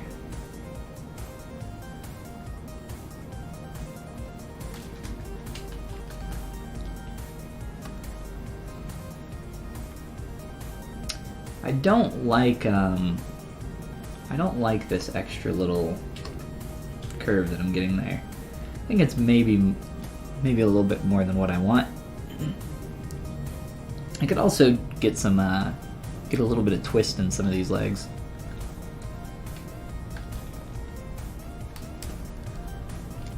Getting pizza, that sounds nice. You played some Battlefield 5 and might sculpt later. I have not played Battlefield since Bad Company 1, which I think was on the 360 era of consoles. Or maybe it was Bad Company 2. I can't remember. But that was a fun one. I like that. Or what was it? Was it Battlefield 1945? 46? I can't remember. I played that one as well. That was also on the Xbox 360.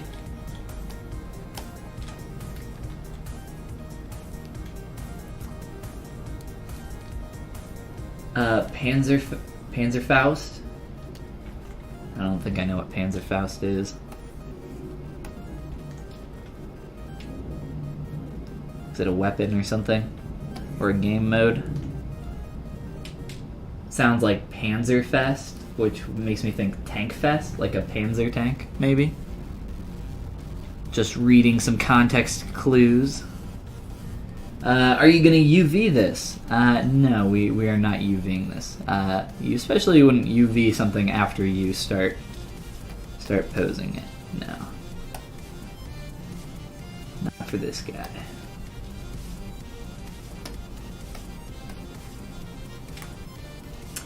Bazooka. Ah, huh. Panzer bazooka. Isn't a Panzer tank a German tank or something? Is that right? Sounds right.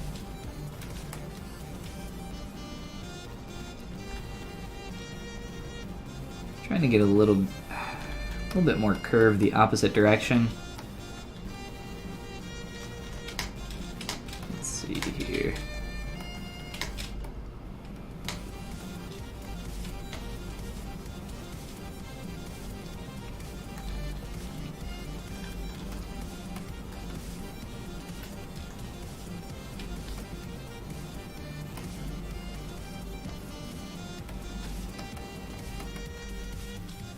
I'm gonna have to shorten this leg, I guess. Ah, this is so annoying.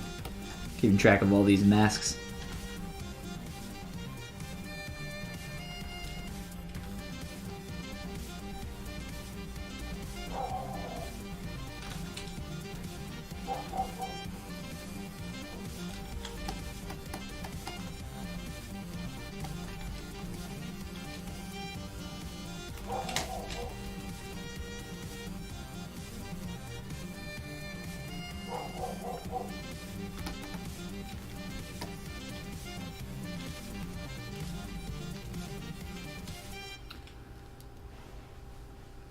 Anti-tank bazooka. People tend to zerg with it. Super effective against infantry. Battlefield 5. That's been out for a while, hasn't it? Sculpt is coming along. Good, yeah. Thank you for asking, man. We're getting there. I don't know if you saw the version that I had up here. But yeah, we're starting to get into posing. And now I'm specifically... I don't know why that material's freaked out down there. Starting to get into working on the legs some more. We'll do some more posing here with the legs and then get into some additional cleanup after we're done here. A little bit of a back and forth between transpose master, individual subtools, cleaning up all that garbage and just trying to fix stuff. This is a little bit more of what I want to happen on that front leg.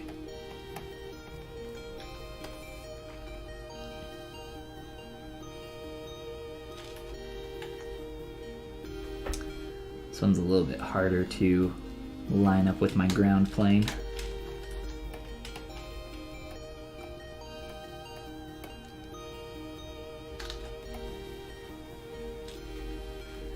So meticulous. Yes, we must be.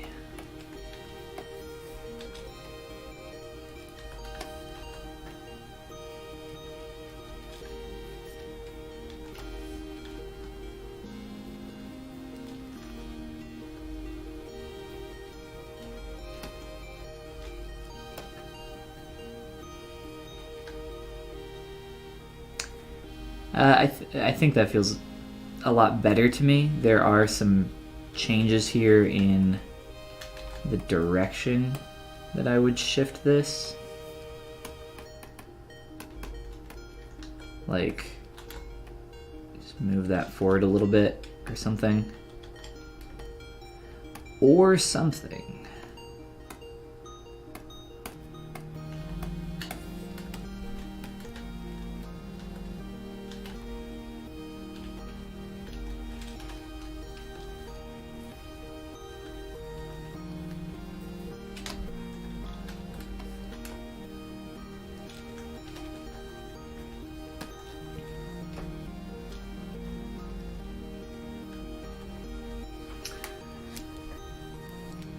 Technically came out today, a really early access if you sub to Origin. I thought Battlefield 5 had been out for like...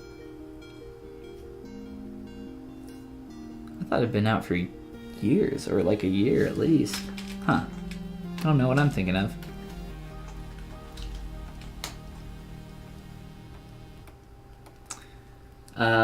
Any ideas what you're gonna sculpt after? Yes, I do have some ideas. But I'm not going to spoil it yet.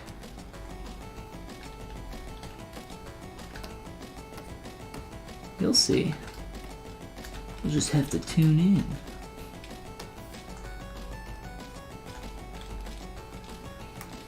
in. Bees. Yes, we're sculpting bees. It's been a while. I have sculpted a bee before. Battlefield 1 is the one that's been out for a while. I mean, yeah. Titles make no sense? Oh, okay. Yeah, they're jumping around, I guess. Spare the bees. Alright, for this last leg,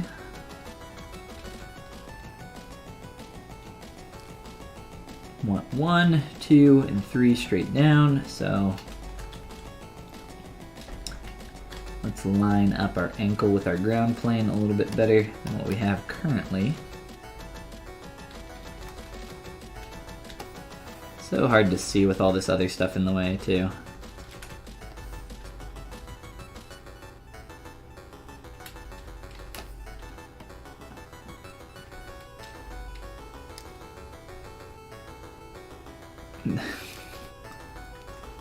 Why do people love bees at parties? Because they're the only ones to behave. Ha ha ha.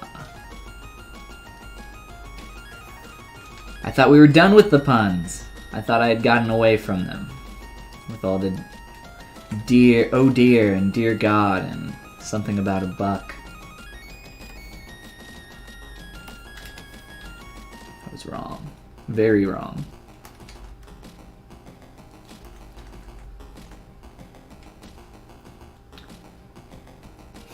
Famous bee musician Stinger or something, or just Sting, maybe. Good try. It was pretty close. I'll give you points for it. I don't know what happened with that hoof.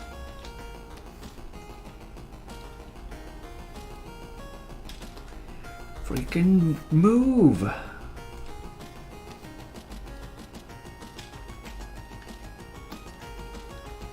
So I'm actually thinking that might not have this one touch the ground. I might just have it be, excuse me, kind of like it's just the tip, just kind of like it's lifting up, like it's about to take another step here. I know this curve is this leg form.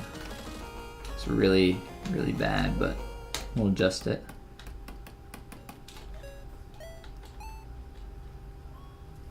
Here.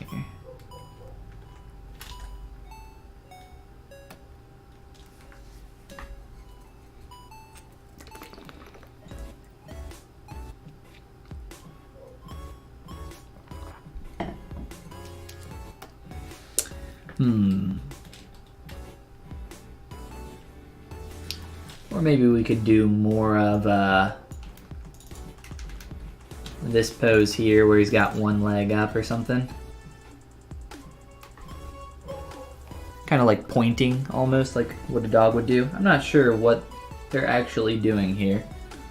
I don't think I've ever seen a deer make this pose. It's like it's taking a step and then it sees something that scares it and it like freezes mid-frame or something. I'm not entirely sure. Like I said, I've never seen a deer do that. I've seen lots of deers. A deer made out of bees? What? If you sculpted a bee, couldn't you use it with that mesh thing, which makes the model appear on every surface plane?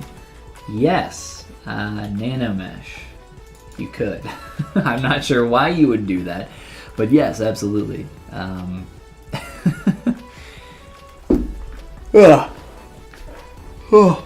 Oh no, the yawns.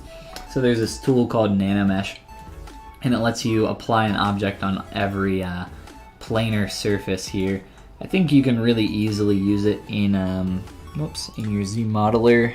If you hover over face, and I can't remember how to do it with ZModeler. Insert nano mesh, there it is. So you can insert a nano mesh, and I believe, so right now it's just a cube. I actually don't want to do that. Well, I think I just T-pose this back so it doesn't matter.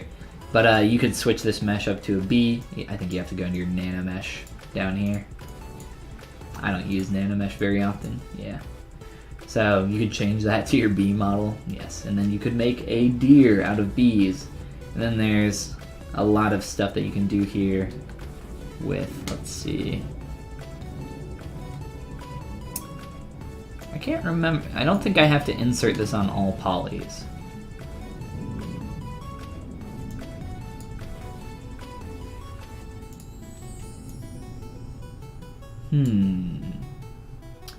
Yeah, I can't remember.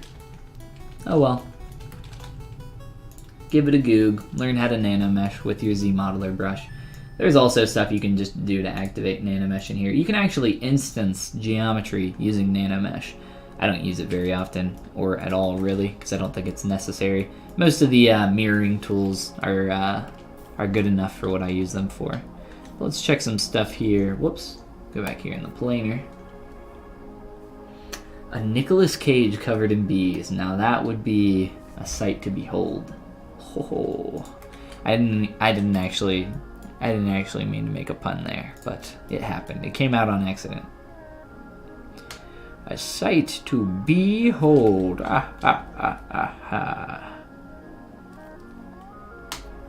Someone kill me.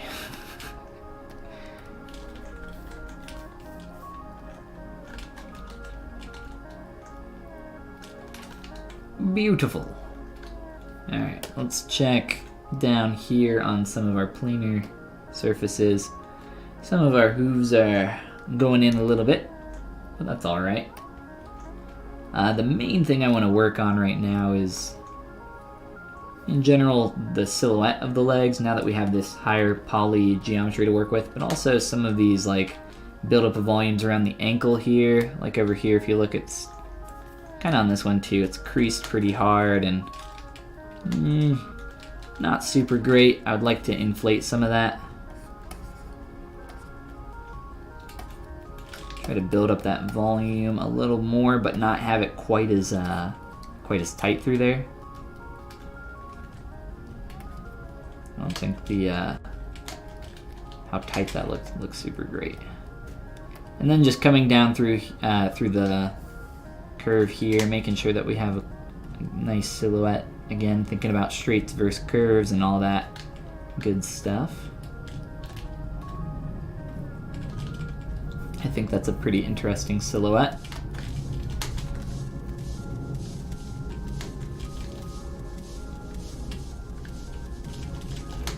Could even maybe straighten out part of the leg up here a bit more. I think we could like really push a lot of this stuff.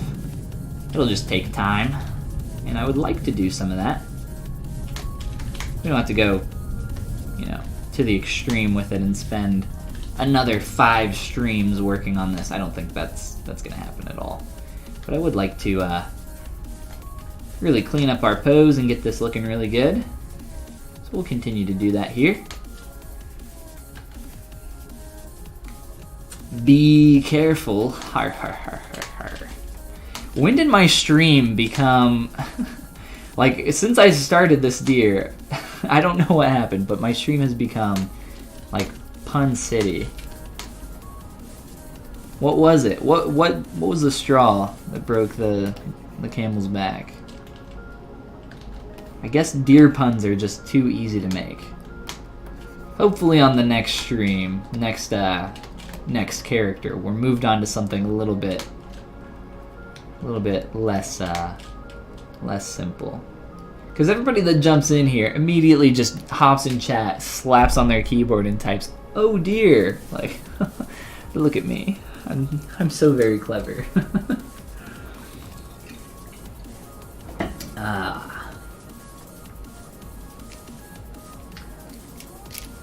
It'd be a pretty sticky situation with all those bees. Yes, I agree. A honey trap. I'm actually going to be jumping off here soon.